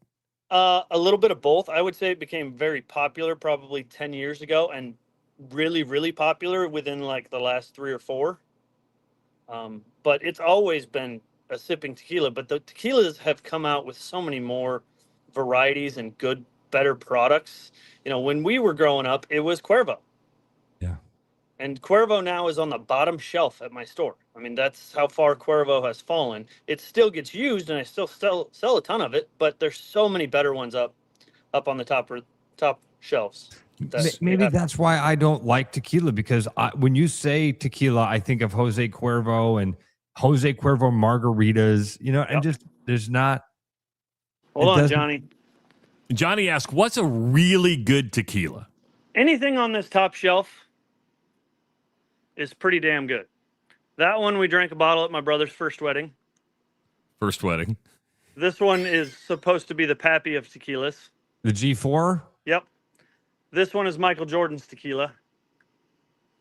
Like not the Michael Jordan of tequilas. That's Michael Jordan's tequila? Yes, he owns that brand. Yes. Which one? I think I showed you one from my liquor cabinet. Do you have that? You said it was a really good one. I forget what it was. I don't remember remember which one you showed. Black bottle. It was, I don't know. I don't know either. I don't remember. I don't remember the text. Or I remember the text. I don't remember what tequila it was. So there you go, Johnny. There's good tequilas. And those go anywhere from what, $60 to $100 a bottle?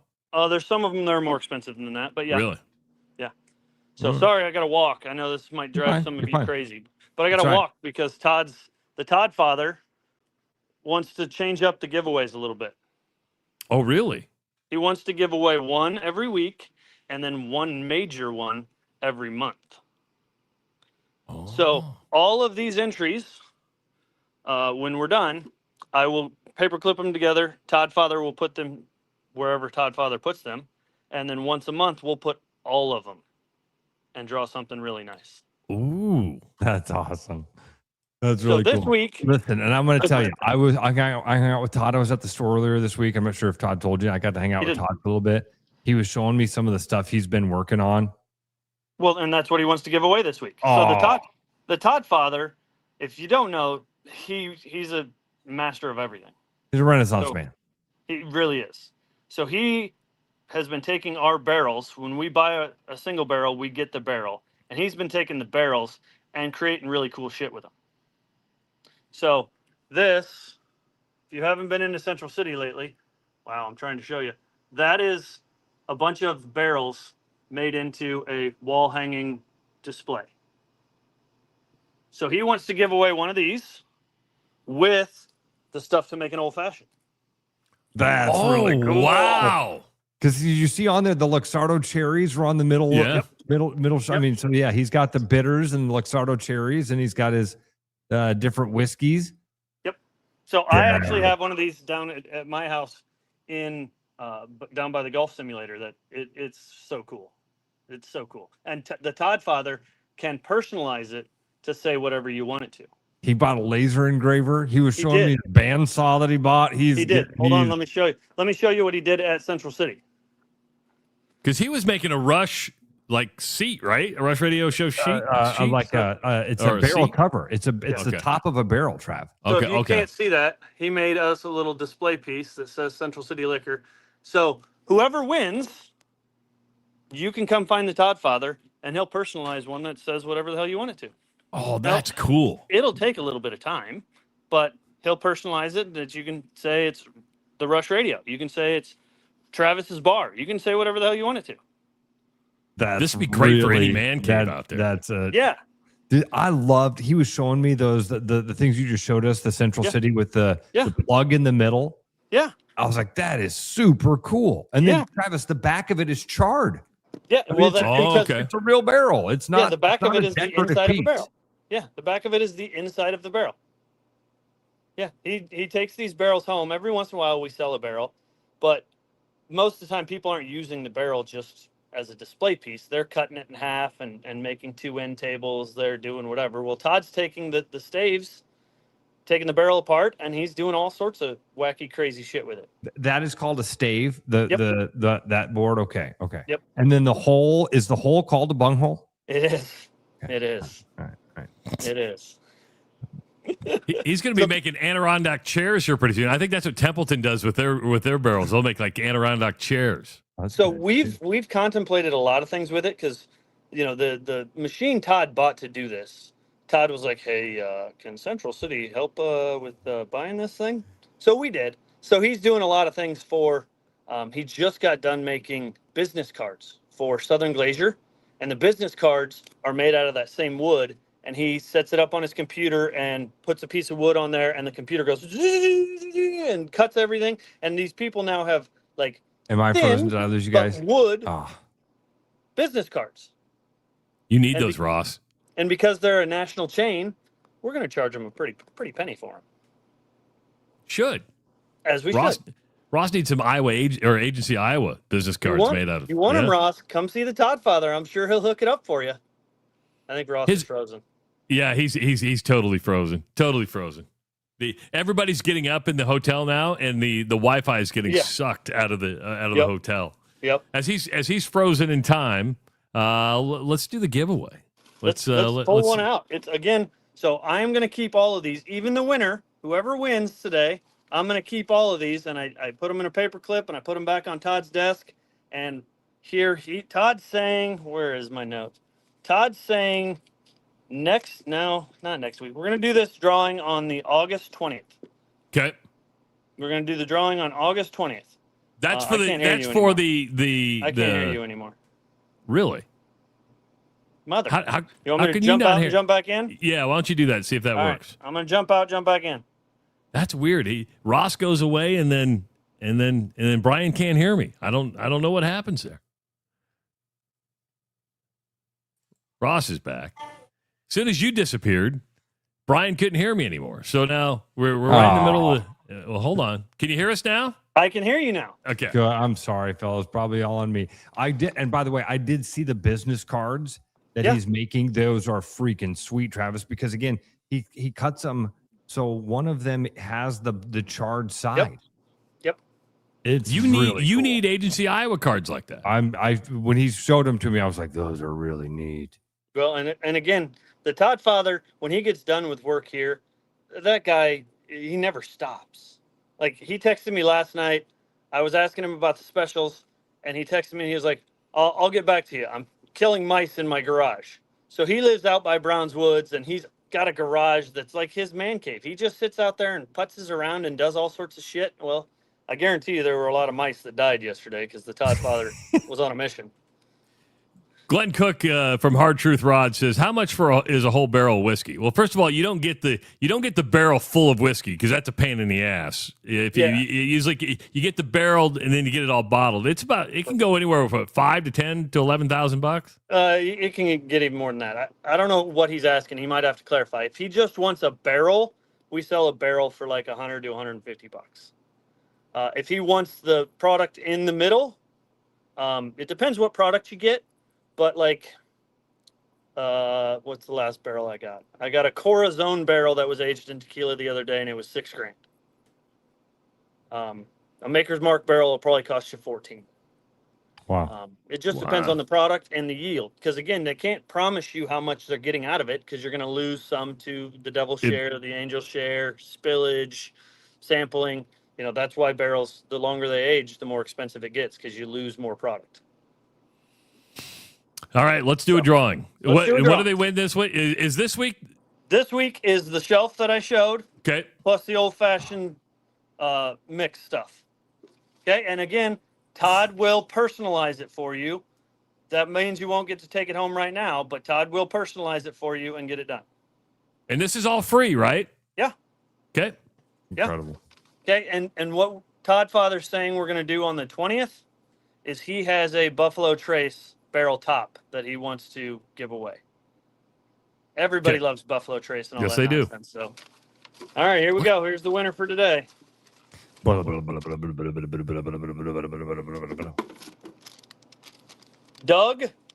Ebelshire. Doug Ebelshire. Deisher. I don't know. Doug Ebelshire. Congratulations, Doug. Congratulations, Doug. Come see the Todd Father. Again, the Todd Father works every day except for Thursday and Sunday. Come see the Todd Father. If you want it personally engraved, he'll do that for you. If you want just one off the shelf, he'll probably pull out his drill and take it off the shelf, and away you go. Good stuff. Again, the specials Thanks, that you heard Brian. today, we'll put them up on social media a little bit later on. Text me what those specials are. My handwriting's horrible. But get to Central City Liquors for those specials today through Sunday, and all week long. Make sure to put your name on the back of your receipt. Give us your name and your telephone number, and you'll be entered to win the weekly drawing and the monthly drawing. Now we're going highfalutin here at the Rush Radio There's only Show. going to be one winner a week now, but then 1 week of the month we will do a big winner. A big winner. I like it. That's very Good cool. stuff. Thanks a lot, Brian. All Great right, Brian. stuff, man. Have a good week, buddy. And tell Todd we said thank you as well. Yeah. All right. See you guys. All right, bud. See See ya. ya. Brian Duax from Central City Liquors joining us. Thank you for joining us today. It's a fun show. Tomorrow we'll have the Iowa Lottery Weekly Woohoo, your chance to pick up $90 from the Iowa Lottery. Ross, have a safe drive to northern Wisconsin. Thanks, we'll talk to you from the campground tomorrow morning on the we Rush will. Radio Show, powered by Willis Automotive. Start spreading the news, 'cause it's time to buy booze, and there's only one place to be. You can see all your friends, the good times never end, unless you're just loitering. It's Central City, we can make your dreams come true. No guarantee your dreams will come true. Central City, all this booze is waiting for you. Look at all this booze. The World Cup is heating up, and so are we at Willis Nissan. This July, you can score big with 0% on the rugged Frontier, the practical and fuel-efficient Murano, the full-size Pathfinder, and the compact and modern Rogue. And with up to $5,000 in available customer cash on these models, the savings are even better. So stop into our showroom or head online to willisnissan.com today.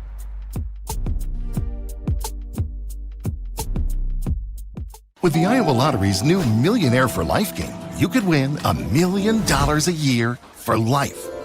That could make you a My Dream Job is No Job millionaire, a front row tickets to every show millionaire, a hire a personal glam squad for you and your bestie millionaire. Yep, a little further. Or just to never run out of your favorite pickles millionaire. With Millionaire for Life from the Iowa Lottery, you can change your life for life. Play today.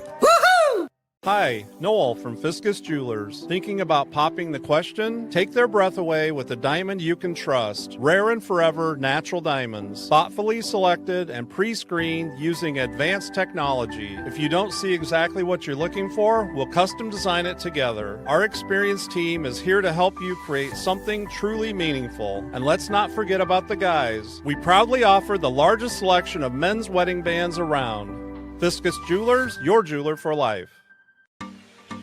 Your edge with Body Armor Sports Drink. Bold flavors, electrolytes, and hydration that goes the distance. Grab Body Armor before the grind, during the game, and after the win. Body Armor Sports Drink. Hydration that's real and better for you. Pick up Body Armor Sports Drink on your next grocery store run or convenience store trip.